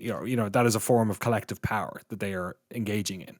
And what's important is that people on the other side of the spectrum are able to muster up their collective power, which is why I think what's happened over the past couple of days with people flooding visas, phone lines with the counterpoint to this, it's really annoying that we all have to waste time doing this. But unfortunately, it's sort of as much as I think that censorship, I agree. I think America is very conservative about a lot of stuff. For some place that sort of heralds freedom of speech as this sort of bastion that only exists in this country, it's really conservative about quite a lot of things. And one of those things being this type of content, sort of whole cloth. So to me, it's like, as much as I think yes, censorship is something that we should be really sensitive to, I do think people in America are kind of more, in Europe, there's a lot more censorship about hate crime and certain forms of, Nazism and things like that. You know what I mean? That like it's a bit more proactive in some parts of Europe about that sort of thing. As much as I think it's bad that that this type of censorship, we need to make sure that it doesn't push or encroach any further, especially in these times where there's so much stuff within the right. It's weird that right-wing people are sort of, like you said, there's this weird sort of unification between left and right-wing people when it comes to this particular thing, when it comes to free speech. But there's so much of a crawl, the world we live in, especially in the States at the moment, is so much more, creeping towards fascism day by day. But also I think people should be able, I'm happy to live in a world in which people are able to do that, are able to push back on that stuff if they want to. And then I think we should be in a position to be able to push harder and faster. Yeah.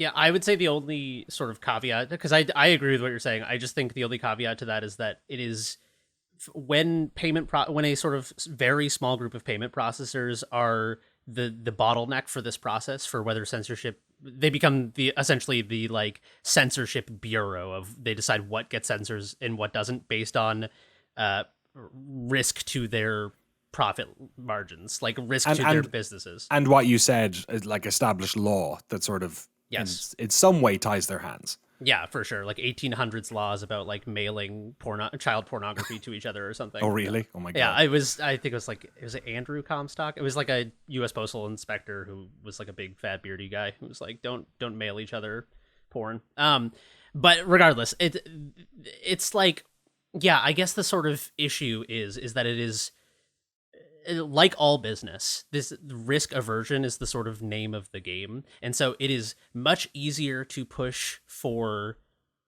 censorship than it is to push against it when the arbiters of censorship are for-profit corporations, because I think it will always be easier for them to make the safe decision and say, let's just play it safe. And like, you know, you say that like Irreversible by Gaspar Noé is art. I say it's a movie about rape. It seems like a rape movie to me. Let's ban it. Let's censor it. Because like, I don't want people to buy the rape movie with my service. I think it's way harder to make the argument that like things have artistic validity. And so I think it gets to the core of this issue, which is that who gets to decide what is adult content and what makes, you know, makes the pass into like artistic validity and stuff, is because a lot of it is a framing issue. It's sort of like a linguistic issue, is like, you know, I think it would be very easy for one of these groups like Morality and Media to like this, who have ties to Collective Shout, they've rebranded with a different name now, but to be like, yeah, Gaspar Noé made that like shitty rape movie that's like evil and it shows violence towards women. I think, you know what I mean? Like you can frame things that do have artistic validity, that deal in horrifying subjects, as things that are just like crass explorations of them for shock value. Yeah, totally. No, I completely agree that like the nuance of this stuff is really important, and like this sort of stuff in a way is slipping between the cracks of the established non-profit arbiters of this, being the ESRB and PEGI and stuff like that, which also have their own problems, right? Like a lot of these organizations are you know, run in ways that are maybe out of step with culture at that time. But that is kind of what we're talking about, is that like, you know, there is no unified groupthink on this stuff. Everyone, you know, has their own mileage on this. You even have your own mileage when you're like, what should be on Steam and what shouldn't, which is why I don't think it's like most stuff. It's not a black and white issue. It's in the devil's in the detail here. But yeah, I agree. I think one of the fear that we have here is that artistic games or games with some sort of non-exploitative games that are attempting to say something about difficult themes are being targeted because they are getting scooped up with a bunch of other stuff, which maybe we aren't as into or as supportive of, but also agree should exist. And then this sliver of weirdo crap that managed to squeeze its way onto these platforms, which is sort of spoiling the broth for everyone else. It seems like we're all probably like on a similar page with that, and that's where most of gaming, or at least our sort of bubble within gaming, is. And it almost the broader hypothetical arguments about this are almost, we don't even have to go into it in a way.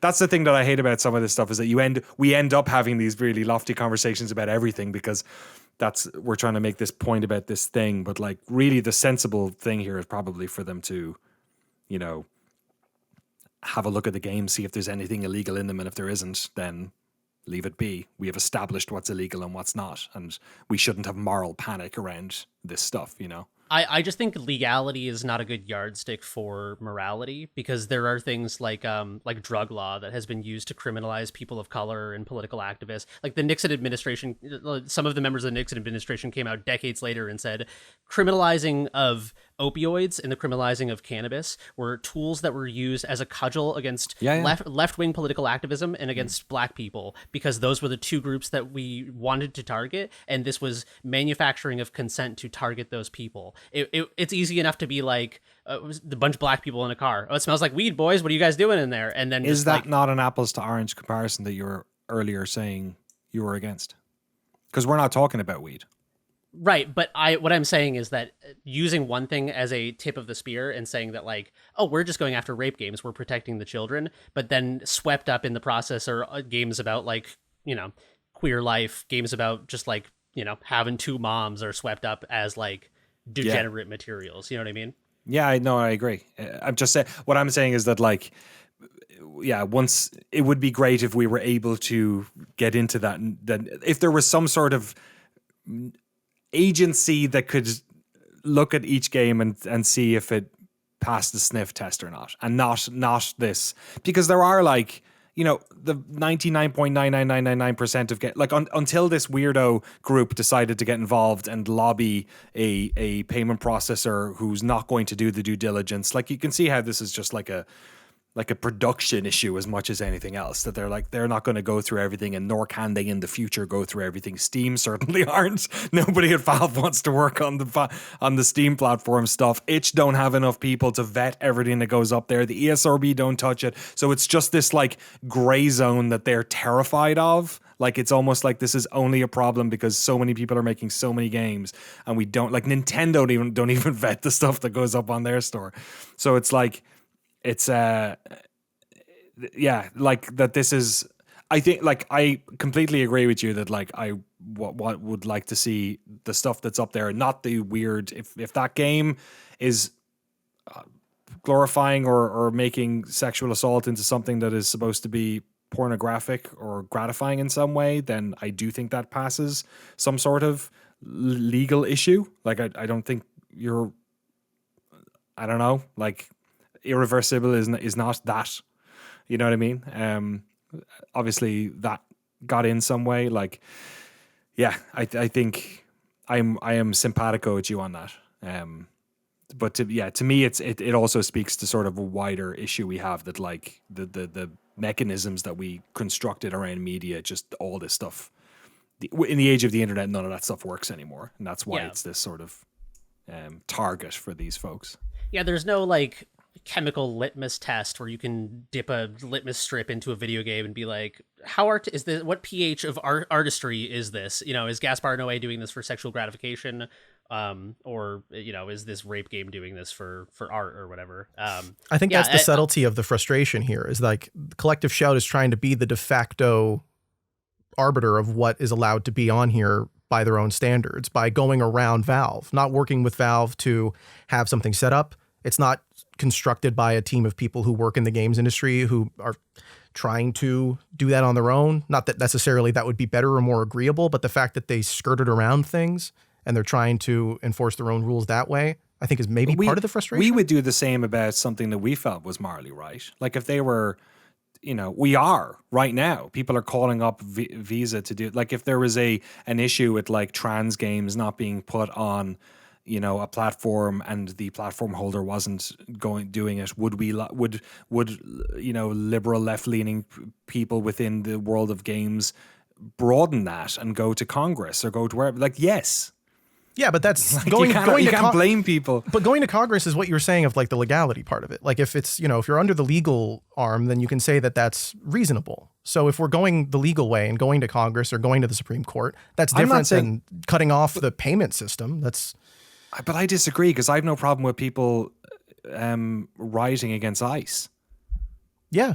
That's an illegal form of protest. Yeah, I mean, this is all going to be subjective philosophy stuff, absolutely. Like, you could always argue that, like, you know, Israel's going to say the same thing about stopping food going to Palestine, like, we need to do this, and then people cutting fences or trying to get food in there illegally or taking boats in, like, that's morally reprehensible on the other side. You can make I totally get where you're coming from, but also, like, you know, it's a personal politics thing. I'm making a direct comparison with what you're saying is, like, unsanctioned collective action, which you say is, like, part of the problem. Whereas I'm saying if the ball is in our court, no, we don't have a problem with that. which is I guess true. I don't really.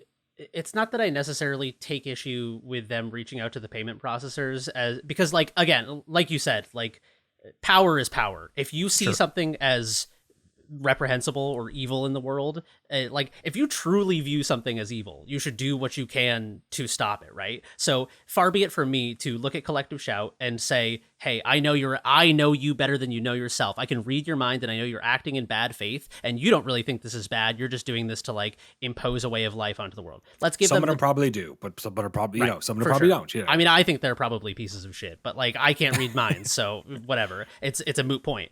What I'm saying is that like the problem with me is not a problem of legality. The problem with me is that, like you said, the issue of like who decides what passes the sniff test, who decides what's art, who decides what gets censored, who decides what's like porn, like evil, like pornographification. I don't know what the word is, of pornographizing of like horrible shit.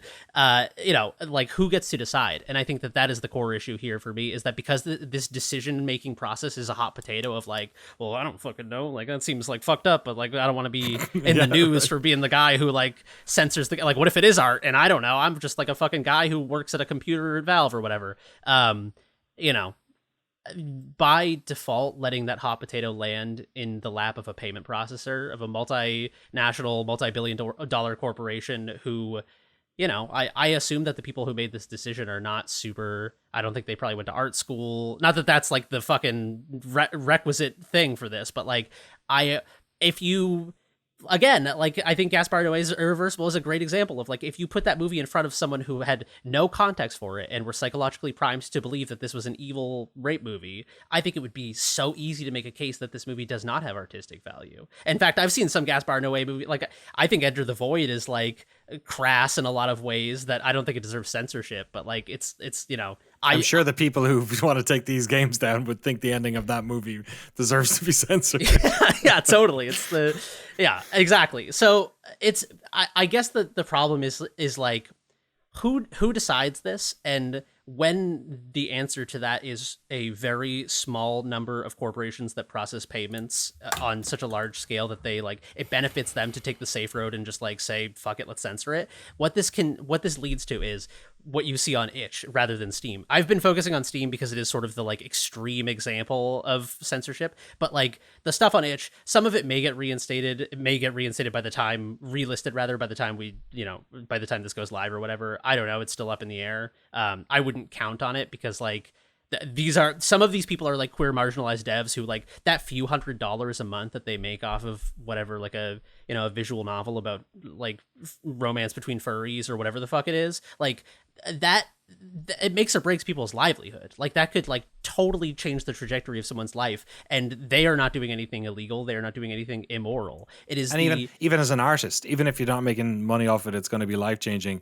to have poured yourself into that piece of work only for some arbitrary mechanism of morality to decide that it is not worthy of the same visibility as other art, especially for marginalized people, is probably a incredibly stinging sore point. Mm-hmm. Yeah, for sure. And like a lot of these groups who push for censorship of things like this, they masquerade as like this is the protection of women and children, because that like it's the classic think of the children shit. But the end goal, again, I can't read these people's minds, but just going based on like the activity of these organizations in the past and the sentiment expressed by people who are involved with them, there is a lot of like anti-gay and anti-trans sentiment expressed by these people publicly and without shame. And it seems to me that the end goal of this is to push as far as they can, cutting against what they view as degenerate. And I think that like it is so easy for them to label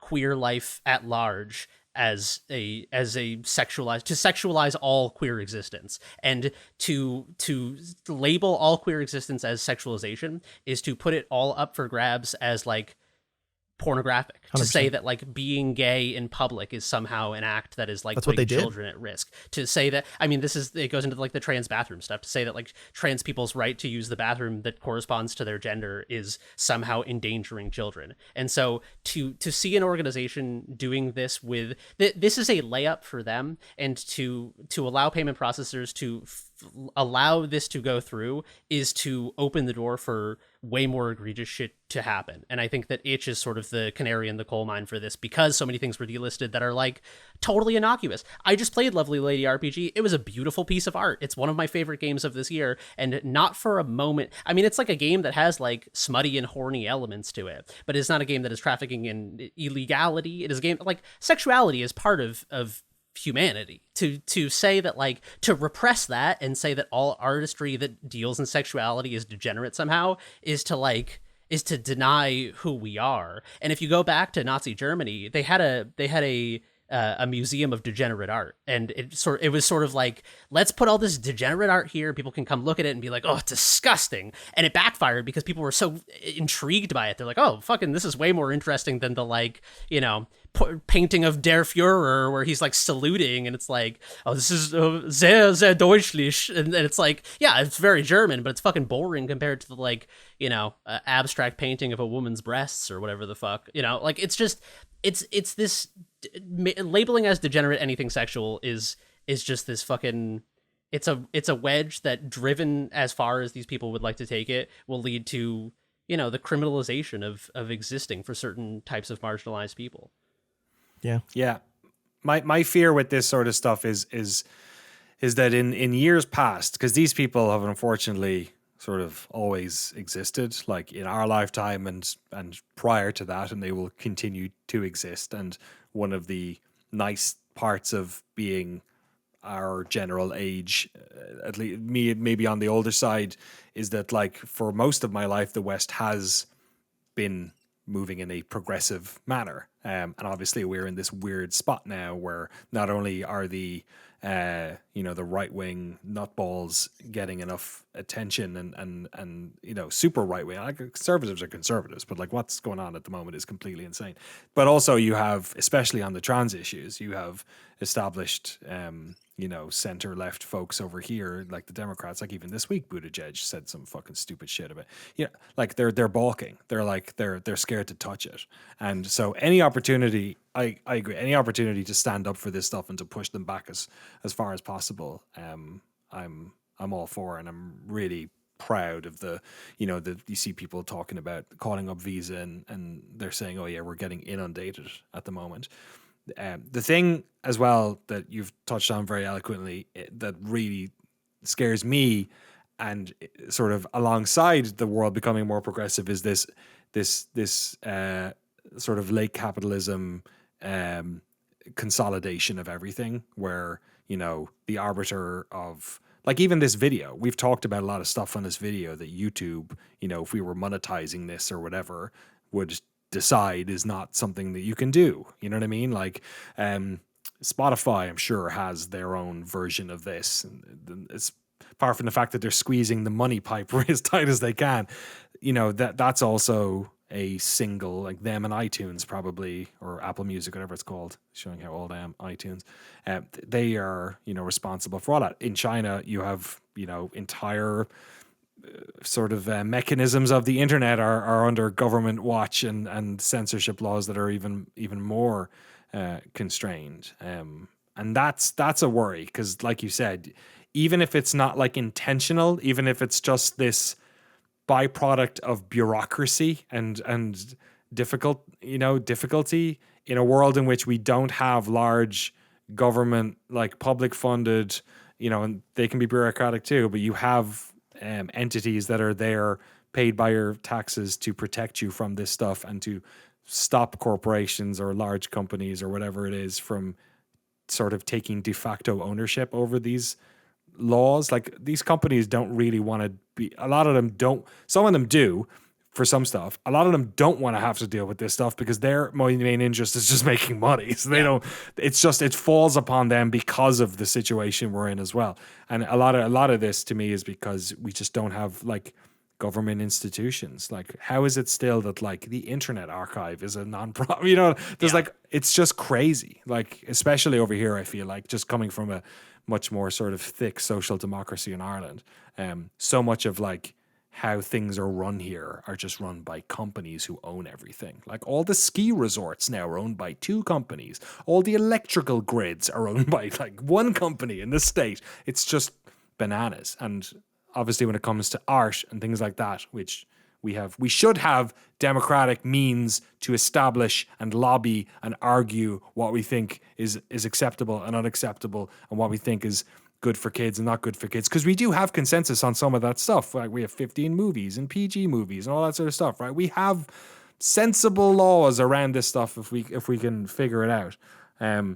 But without government institutions to do that sort of stuff and to react and change with culture, yeah, we're stuck in this situation where it's basically, it comes down to emails being sent between fucking companies. You know, it's like fucking stupid. It's totally that is the core of this, is that like there needs to be some sort of extremely hyper transparent, publicly funded organ. If we want to, you know, if we don't want to live in a society that's like hyper libertarian, everything is permissible. You can make a fucking kill all these people video game, or you can make a movie called Hatred. Yeah, you could make Hatred, or you could make the movie equivalent of Hatred, and it's shown at like fucking your local Cinemagic down the block or whatever, and like kids can watch it. Kids like, can watch it. Yeah, if we don't want to live in that world, there needs to be a mutually agreed upon solution to the problem, and the mutually agreed upon solution, within the absence of that solution, it leaves it up to payment processors and people like that, private corporations, to make these decisions. And so yeah, there needs to be some sort of like organization that does this and talks about these things, has a set of guidelines, and then if they make a decision that the public is totally against, there needs to be a route for conversations to be opened about those sorts of things. But the way it currently is just like a bootstrap solution to a problem that we have not created mechanisms to solve. It's very frustrating. Also, this is the last thing I'd like to say. If you have heard all of this and you're like, what the fuck can I do? Call Stripe, call MasterCard, call Visa, call PayPal. Do not fucking email them, because they'll filter the shit out of you. There's an ACLU petition that I can pull a link for. We can put it in the description for this. There's a website that people are posting that I have not been to called yellat.money. I've seen reputable people post it, so I trust it. But it has everything you need, all the numbers you would want to send the mail, physical mail, if you want to send it to an address, your local or regional phone number to contact all of the payment processors. Yeah, it's great. Yeah. And don't fucking harass anyone. Don't like dox anyone. If you threaten, no matter how dog shit these people are, a collective shout, in my opinion, don't fucking give them ammunition to use against you. Don't like go on Twitter and say horrible shit to them. Do come correct if you wanna have a position of like what we are doing has some sort of like moral and philosophical legitimacy. Act like an adult. Good shout. I have not called. I used to work at a call center. Calling call centers is like my Vietnam. But I'm going to, I didn't know sending letters was available, so I'm going to send some letters. Hilariously, 3 of them are within like driving distance of here. Stripe are based in SF. It was founded by 2 Irish guys. Yeah, sorry, I was thinking of Square. Sorry. Oh yeah. Right. I always got the 2. I was confused too, because they're basically like same fucking thing. Right? Yeah. PayPal's based in San Jose. Visa's based in Foster City. MasterCard is based in the town of Purchase, New York. No shit. Really? that's. I was like, did they name it after MasterCard? Like, is it the biggest? And it's like, it doesn't seem like it. It seems like a place. Purchase, New York. Isn't that crazy? That's nuts. I guess the last thing I would like to say is that I would find it shocking if you are someone who's like incredibly far right and has listened to this and gotten this far without being like, this guy needs to shut up, let me turn this off. But if you like, even in a world where you don't care about artists inherently, or you don't care about people who are queer or like whatever, if you're in some position where this is like purely for your own benefit and you just like love video games or whatever, I don't think anyone like that is listening. But just to make the point, like, this does not stop at the labeling as obscene of queer life. It also is like, any video game where violence occurs that has a woman in it would fall under sort of like obscenity, like Tomb Raider, Grand Theft Auto. Like I will be shocked if Collective Shout aren't up in arms when Grand Theft Auto 6 comes out. Oh yeah. So like, forget about it. Yeah, I mean, if you care about video games as a medium, not being totally hamstringed by people who don't care about video games, then this should concern you. Yeah, and like it's one thing I always, if I'm having a conversation with like somebody who's more conservative leaning about sort of liberal reactionism to this sort of stuff, because a lot of it I think is under the guise of, oh, you're just like reacting because of the thing that you like and you're not protecting other. It's not like there's like this massive like liberal force trying to like stop hunting games because, you know, lefty people think cruelty against animals is bad, or like games with guns in them because they want gun control. Like, you have to understand that like this is a particular type of overreach that has like a particular, usually based in some sort of faith group or, you know, it usually is not necessarily the issue, or it goes beyond the desires of one group who have an issue with another person's thing that they're into. You know what I mean? Like, it's not like everyone around the world is trying to like ban. It's not like liberals around the world are trying to ban Joe Rogan. You know what I mean? Not like yet. It's like I listen. I'm sure there are some, but like it's not like it's the bit. You know what I mean? Whereas I think like that type of what's funny understanding. to your point, by the way, they did get Andrew Tate's stuff off of Spotify Collective Shout. Oh, So, really? yeah, so maybe they're on both sides of it. I did. That is like, to Danny's point though. Yeah, exactly. Yeah, like unfortunately, if you are principled about like how, if censorship is going to happen, how it should happen, or like if there are certain things that are, you know, you don't think should be broadcast to millions of people or are having some sort of like societal or cultural harm, then like, yeah, just because it's like in a direction that you like does not necessarily mean you should be like, oh, fucking Totally. damn, Yeah. maybe these people are good, actually. Maybe video games are too violent. Yeah, like if that group started to say, like, if, like, for, yeah, like, or if, like, you'll notice it with sometimes with, like, PETA. Like, PETA is a group that, like, a lot of liberal people do not, like, vibe with, like, in some ways, right? When they get, like, really militant about, like, really weird stuff. Or maybe you do, or whatever, you know what I mean? But, like, there's like specific ones, like if they were like, if PETA were trying to, like, I suspect at one stage they wanted Big Buck Hunter to be banned or something, you know what I mean? Like just something that's like completely like overreach, probably almost being done just for the publicity sake of it, like that type of thing.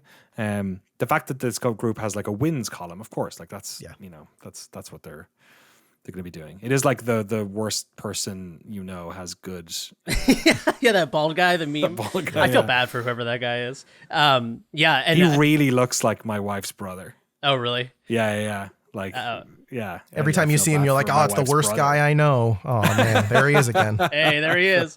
One final example, just to like sort of contextualize this in something else that I think is relevant, is that like with ICE deportations in the United States currently, there a lot of these are done sort of like without due process. They're just like snatching people up and scary, sending man. them off. Yeah. And it's like, even if you are someone who is so anti-immigration and like truly believes against all of the data that immigrants are the cause for all of these like, you know, economic issues that we're facing, even if you truly believe that, you should still be in favor of due process, because just because the wind is blowing one direction right now, like imagine if you will, your worst nightmare government that's like, you know, we need to round up everyone who's ever listened to Joe Rogan and ship them off to an island. Right. It's like, I've had these exact arguments, man. These guys are at a point. They're at a point where that doesn't even work anymore. I don't know what to say. I have had multiple arguments with people close to me personally about that exact thing. I don't know if there's a dub. I agree that maybe they should be able to look inward and say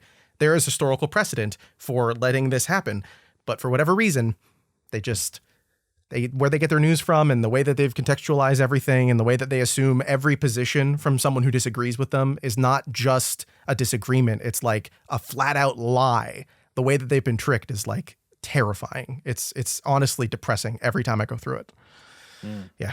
But what else can you do? You can't. Yeah, you got to keep banging the drum trick until them they another eventually way. move on. But like it's like sunken cost fallacy, right? They can't, once they say now he's wrong, everything he said before that is wrong to them, and their whole life is a lie, and everything comes crumbling down around them. Yeah, and I think it does crumble. Like, Yeah, I think absolutely. that's the thing, is that like time makes fools of us all. Yeah. And I think ultimately, like, that's the reason why like the Tea Party doesn't exist anymore. And I mean, a lot of the stuff evolves and changes and stuff, but like even Fox has to change its lie to catch up with the latest thing. But yeah, I think, the ICE stuff is, I'm particularly... It's disgusting, yeah. Yeah, it's crazy. It's crazy to think people are, all about... I mean, now you have a bunch of people who think they're the most American person in the world who sympathize with the Third Reich. So, exactly. So, interesting times. Collective Shout should shut off the payment processor to the White House until they release the Epstein files. That's all I've got. Yeah, That's damn. all I've got. Is that the island that they're going to bring all those people onto? The Collective Shout Island.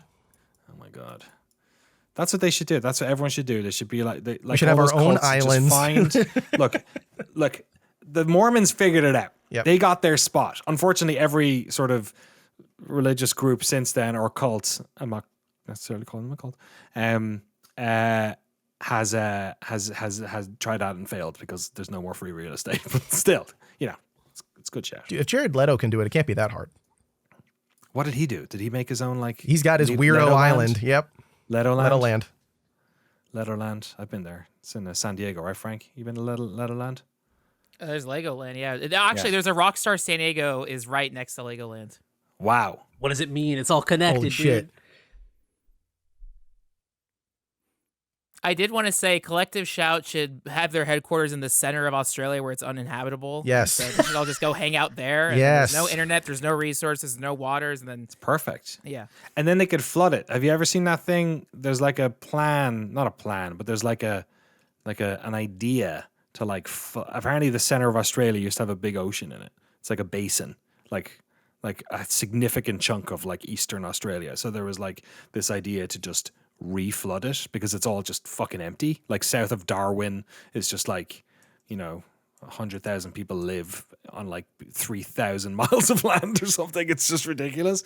So yeah, there's like it's like the damming the Mediterranean thing, when they're like, oh, if we dam the Mediterranean, we can't build a bridge across it, but if we dam it, I don't think you can build a dam either because it's too much seismic activity. But they're like, I think the Third Reich actually, I think had a plan or an idea or something that they could drop the water level, they'd make a bunch more land. Damn, rare Nazi dub. Jesus. Hey, you know what would have happened though is it would have made the crossing easier from Africa, and then they'd be annoyed again. You know what I mean? They'd be like, oh shit, raise the water, and then they flood Marseille, and Hey, there's your Wolfenstein sequel idea right there. Make that happen. They bring back Pangea. They slam all the continents back together. That's such a good idea. Yeah, we all go back. That sounds like an Indiana Jones thing. Is that not the plot of The Great Circle? The Great Circle. that's the ending. Is they're like, we're bringing back Pangea, and I've got a magic device. I have done it. We are doing it. We are bringing it back.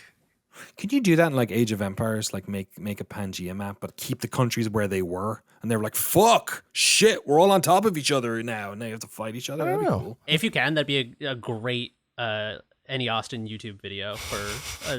That's his name, right, Jesse? Yeah, Any Austin. Yeah. You could do like. How accurate is Pangea in Age of Empires 2? Will the world get along when Pangea is back? Yeah. All right. Let's get out of this payment processor fiasco. Who knows what's happened in the 3 days since? Maybe I sound even more psychotic than I usually do. What else to talk about? We do have... do you want to give us a little bit of a taster of your Anamanaguchi adventures, Frank? Oh, yeah. So it was Comic-Con weekends, and like a week or two before, I got a message from Peter. It was like, hey, we're going to be in SoCal if you're around, which was awesome because like Peter who? Peter Berkman from Anamanaguchi, the lead, Frank was telling me about doing this Anamanaguchi thing, and I think it took like the fourth meeting to him for me to realize that he is actual friends with the band. I was like, oh, you want to cover this thing? Cool, yeah, do it. And then it's like, oh, you actually know them personally for like over a decade. I did not know this. Frank, how do you have I saw you made a fucking Math the Band music video. I used to go to Math the Band shows in like high school. At wow. At VFW halls in like rural Oh my New England. God. I think I saw Matt the Band play a VFW hall in Massachusetts, like outside Boston. So no shit. Wait, do you remember what town? I'm sorry. It was outside Boston. It would have been like 2009, 2010. I forget, 2008. Okay, no worries. I don't know. I wonder, that'd be fucking insane if we were at like yeah. I mean, honestly, together. maybe. I used to fly to New York City to see like Anamanaguchi and Matt the Band, and I have footage. Like I was going through my old hard drives, and I have like whatever. So, yeah, Anamanaguchi. So I talk about this a lot with my friend like Dominique. Like, so we she used to run a record store in Long Beach, but like in like 2006, there was like the Aquabats message board community, which was such a charming like thing. So it was like all these like in Orange County, all the ska kids had their message board. We'd all go to Aquabats shows. But we hang out in lines and talk about other bands. Like this was me, my gateway to getting to like Devo and older bands. But like we were all just like it was just music nerds, like trying to find the most weirdest esoteric bands. And one of my friends in line were like, "Oh, dude, you should check out this band, Anamanaguchi. They make like Nintendo music, whatever." This is like 2006, but like that was my like inception into chiptune. And so, like, same thing, Matt the Band did like, back then people call it, like, Nintendo punk, whatever. So, like, chiptune music. So, yeah, I just, like, listened to Anamanaguchi's first album, Power Supply, that they put online for free, just MP3s, back when people still manually sing songs to their iPods. So like, yeah, when they joined Twitter, I was, like, one of their first Twitter followers and being like, whoa, I love Anamanaguchi. And then they got basically, like, when PAX was starting out, they were, like, the headlining band of PAX every year for, like, 5 years. I used to go to PAX with Mega 64, and so like I would just see them all the time at the conventions. And then through the Math the Band connections, another East Coast like chiptune punk band, I was just, again, the scene wasn't that big. There weren't that many bands, so everyone knew each other. And so like I was just friends with them, but being able to personally introduce myself at like PAX and stuff. And yeah, then I would like fly to New York City just anytime they would do shows, not anytime, but a few times to do shows together. So I've been friends with Anamanaguchi. Like, yeah, I was saying this to Danny, like, nowadays, Anamanaguchi's pretty big because, like, I don't know when Scott Pilgrim the game came out, 2015. Earlier than that. I think I was still living in England. Oh my God, 2010 is when the game came out. That's insane. 15 years ago, man. That's wild. Okay, so 2010 is when the Scott Pilgrim game came out, and that's when they really blew. Like that's when they blew up. They've since toured with it, done record, all that stuff. Then the Scott Pilgrim TV show came out. They did music for that, whatever. They also did a song with Hatsune Miku and that song was put in Fortnite, TikTok, like so. They've since blown up. Anyways, yeah. So I got an email from Peter being like, "Hey, we're doing a show for Comic-Con. Come on down." And then they announced everything. Like, surprise, Anamanaguchi's doing a free show for Comic-Con. They also announced that they were doing a free show at a skate shop. So, yeah, it was the dual thing where it was like, well, I'm going to try to get a ticket for this, but also, can I just get it on guest list? And they're very sweet. I'm like, yeah, no problem. So I saw them down at Comic-Con, and that was a very, like, it was still like a kind of a DIY show, but it was at House of Blues, and it was very much like tied with the new tribute game, Scott Pilgrim game, that they had a panel for, and they showed gameplay footage That's coming out next year. Next year, 2026. But it was still a very like almost like E3 corporate gig of like, hey, we're Anamanaguchi, here's the Scott Pilgrim music, da-da-da-da-da. But also like it's a good mix of stuff. Even at that show, like Brian Lee O'Malley was there, the comic book author, which like, okay, this is an anecdote I'll share, and it kind of like maybe bummed me out a tiny bit. So I met Brian Lee O'Malley, first time ever talking to him. Everyone is there getting Scott Pilgrim stuff signed, and I was getting something autographed and got a picture, and I was like, oh, hey, I really like the last volume of Snot Girl. And he was like, oh, thanks. Like, I haven't heard much praise. The last issue of Snot Girl, which volume 4 just wrapped, ended with, and that's the last single issue of Snot Girl. We are losing money printing this comic. No. We can't keep making this comic book anymore. We are sorry. Dude, that so sucks. In a year or two, we might have another volume, but maybe Kickstarter or whatever. We are losing money in this comic. It's over. So like volume 4 of Snot Girl came and went, and no one bought it. I was buying it every week. So when I met Brian Lee O'Malley, I was like, hey, I like this book. He was like, oh, thanks. Like, I was like, oh no, Dude, it's good. That makes me really sad. I was reading the fuck out of Snot Girl for like the longest time, and I stopped around volume 4. So that's brutal. Yeah. So not to like magnify like a like again, we're charting it as a win with the what's it called, Australian collective shout, whatever. It's no like, but so that was just like I guess just I don't know. So, but I like Snot Girl, but I don't know. That was a side, but it was funny to meet a comic creator and just be like, oh no, I did like that. So anyway. You did the thing. You said I like, and here insert obscure thing here. Yeah, like all these normies are here for No, Scott he Pilgrim. thought thought it was good. He liked it. He thought it was popular. Yeah, but It's like when I met David Cage and I was like, this is before yeah. Hi, David Cage. I love you. David Yeah, Cage. you should do that, Danny. You should do that First today. time I met him, I was like, yeah, man, let's talk about Omicron the Nomad. Oh, my God. Let's Oh, get my Whoa, in there. deep cut. And he, Yeah, Jesus. Fahrenheit, Indigo. Yeah. Whatever. So the San Diego show was fun. After with my friend Jordan Jones, we did DDR in round 1. Again, the life hack: go to any round 1 at midnight. It's empty. And then Anamanaguchi Sunday in Fullerton played a skate shop called Program, which was awesome. So this was a DIY show at a skate shop. It was the first time they had done like an indie DIY show since like 2010 when they played Meltdown Comics. Also, Brian Lee O'Malley was also in attendance at that Meltdown show 15 years ago. And so for me, like, that's the band I've always known, not like the band that's now touring and doing like they're playing the Wiltern and a few like that, which is like one of LA's like premier like concert venues and stuff like that. And like I'm so used to seeing them in like dingy New York basements and stuff. And so it was cool to see like the old band again.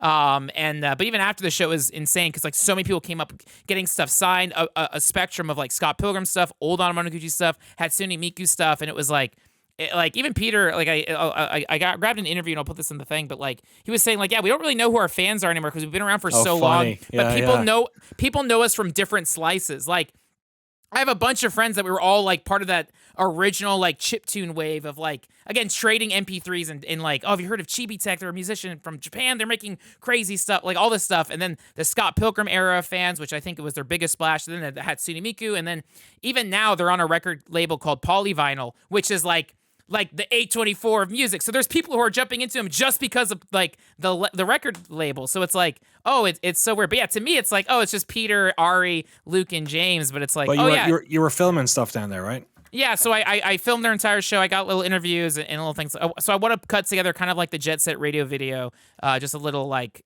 I don't know. Yeah, it was a really cool show, and I was happy to and lucky to have even captured it. It was funny. I was also looking at my footage from like 2011. Cameras are so much better now. Like even the sound quality on my camera was good. I look at 2010 footage and it is like completely dark. The audio is horrible, but it's still kind of cool that it exists. But yeah, it was fun catching up with them and then grabbing a little interview in advance of their new record, new tour, and new Scott Pilgrim meeting coming out soon. Yeah, we'll have something Anamanaguchi related up on the new channel in a little bit. Also, speaking of old footage, Frank is working on some DDR related videos too, and you found some interesting footage in your archive. I saw.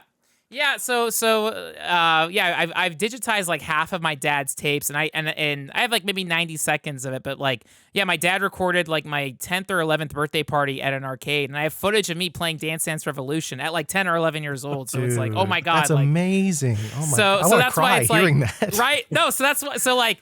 And even like with this old Anamanaguchi footage, it's like, oh, I have so much like just random footage of stuff, and that's like, oh, I'm excited to like just have a home for and share with people. It's awesome. And honestly, like, I won't feature this, but like separately, I also like want to go to Japan and film stuff. But as you guys were having the whole like what was collective shout conversation, it was like there is just stores in Akihabara that sells porn games. Do not tell collective shout. Do not come for Japan. Do not tell them about Japan. That's next, man. Like, they emailed them about they got the one payment processor. They're gonna go for Japan next. Really, the whole time they're talking about, like, I'm just like, guys, if you've stepped into Akihabara, like, there's just giant buildings that sell. Oh, they don't care about any of it. So you can buy whatever. Don't tell tentacles them. And don't horses tell them. Yeah, don't tell collective shout about. Don't tell them about Uma Musume, man. They're gonna lose it. Exactly. Yeah. Frank's sweating it over there. He's like, don't take my art away from me. Good stuff. That's we'll call that a podcast. We got some emails. Let's knock them into. I'm recording an interview in 15 minutes, so I have to get out of here pronto for something that you don't know about. Everybody, you'll be hearing about that pretty soon. The games this week we had And Roger, Cipher Zero, MAVRIX with what's his name? Matt Jones. Matt Jones, thank you. Good chat. Without a Dawn, Mario Kart World, Death Stranding 2. Anamanaguchi, and of course we talked about the itch and Steam stuff, which Yeah, hopefully I'm gonna send me some letters today. That's gonna be fun. Snail mail. Maybe I'll put some like white powder in them or something. You know, really fucking. Don't Do joke not do about that. Okay. You're too popular. You're gonna go to super prison. I take that back. I take that back. I just like to give people gifts of talcum powder. Maybe freshen up their day. It's just Hey, man, cocaine, you wanna I end up on swear. the island? They're going to put you on the island. Don't put me on the island. Put me on the Deftones White Pony Island. That'll be good. That'll be a good time. What else? We've some indie recommendation stuff coming. We're going to be recording later this week, so they won't be up until next week probably, just because of the timing of those releases. We do have the Wheel World indie recommendation video up on the second channel. Of course, make sure you check out Jesse's awesome 5 fantastic indie games ideal for summer. He's working on another one, which is going to be all about the games from the first half of the year that you missed out on that are really sick and deserve some more love. Excellent. Good time of year to be doing it, right in the middle of the year. And then, like I said, the second episode of our How Games Are Made series is up now. It's all about trees. So you can go check that one out. And we'll have a bunch more stuff. The Patreon show went up and it sort of details all of 2025. I'm going to put a video up on Noclip in the next week, which is going to be basically this is what 2025 looks like in terms of releases. Because almost everything's in post-production. We're filming one other thing for the rest of the year, but apart from that, everything is stuff that got filmed either this year or last year or the year before that we're working through. So I'm gonna put up a video that basically just explains, this is what's coming out now for the next 5 months, 6 months. So go check those out. And that's it for the moment. If you are listening to this and you have any feelings about any of this stuff, we don't talk about news all that often, but if you have any insight yourself or you feel like you want to retort anything, by all means, podcast at noclip.video as well.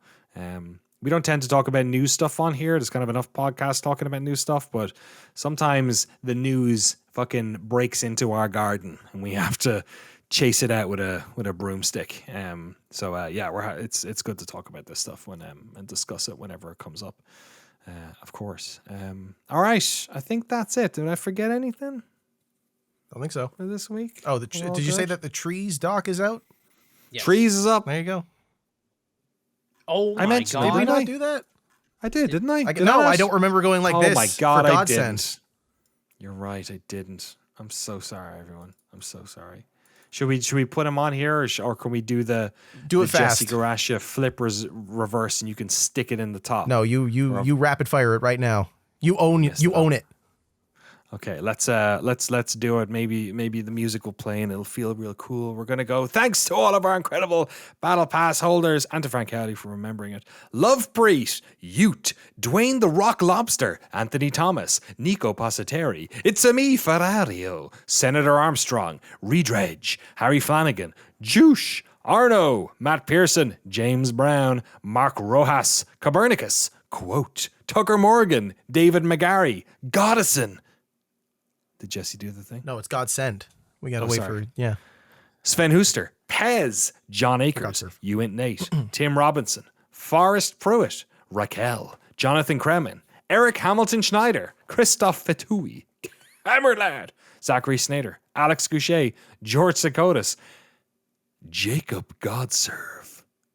He does the prayer hands. What if Jacob never watches the videos? He doesn't know you do. It's fine. Just so you know, Jacob, I do little prayer hands when he says your name. He does. Entheogen, James Med, Tohir Tiliev, and Ryson. Thank you all so much. I was actually chatting to Jacob on DMs only yesterday. Wow. So I know he listens. I think he's a couple of episodes behind sometimes though. So maybe he'll listen to this in the future. So welcome to the future. I hope it's good out here, Jacob. I hope they haven't taken down all the games off of itch and Steam. I have all those games I need to play on my hidden list, like The Seven Realms Terran and Steps of Debauchery.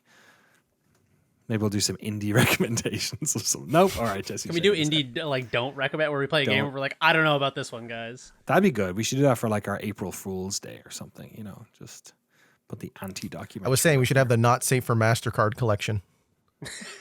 That's really good. That's It's really like good. Instead of the Master Chief collection, we'll do the MasterCard collection. Nice.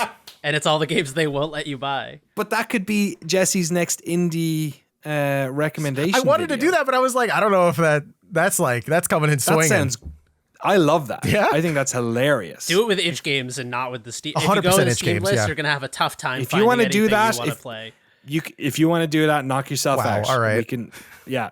If you want to postpone the other one or do them together, that's hilarious. But we have to call it the not safe for MasterCard or the MasterCard collection or whatever. I think that would be hilarious. That'd be great. We should do it. That's a great idea because then we should do it with the games that like got taken down that we think are brilliant. Yeah. That got shadow banned that we think are really good. Like what, Jeremy? What was the one you were talking about? Lovely Lady RPG. Boom, Exactly. there you go. Yeah. That 100. That's a. All right. It's a great idea. All right. It's a great idea. Okay. Coming soon. Anyway, Watch not out. to give you more work, but No, hey, I wanted to do that, so that's great that it's been announced live on the internet for everyone to hear. Yeah, exactly. I've said it now. That's law, right? It has to. It's got spoken into existence. Now we have to do that. We're gonna be doing some weird stuff with a new channel soon, so keep your eyes peeled for that. YouTube.com/noclip2, Patreon.com/noclip2. Keep changing everything. Keep jumping all over the place, keeping you guys on your toes. We'll have more to say about that in the not too distant. But until then, yeah, more docs coming out. We have have I announced we have some stuff from Sweden coming out next month. We have 3 documentaries from some developers in Uppsala, Sweden, who hate Nazis. So we should look forward to that, folks. They'll be coming out in the next a few weeks, I guess. I'm chomping through them at the moment. So yeah, and then a bunch more cool stuff from our friends in Estonia after that. All right, until the next time, folks. Have a good weekend. Have a good week, and we'll see you next time. Bye.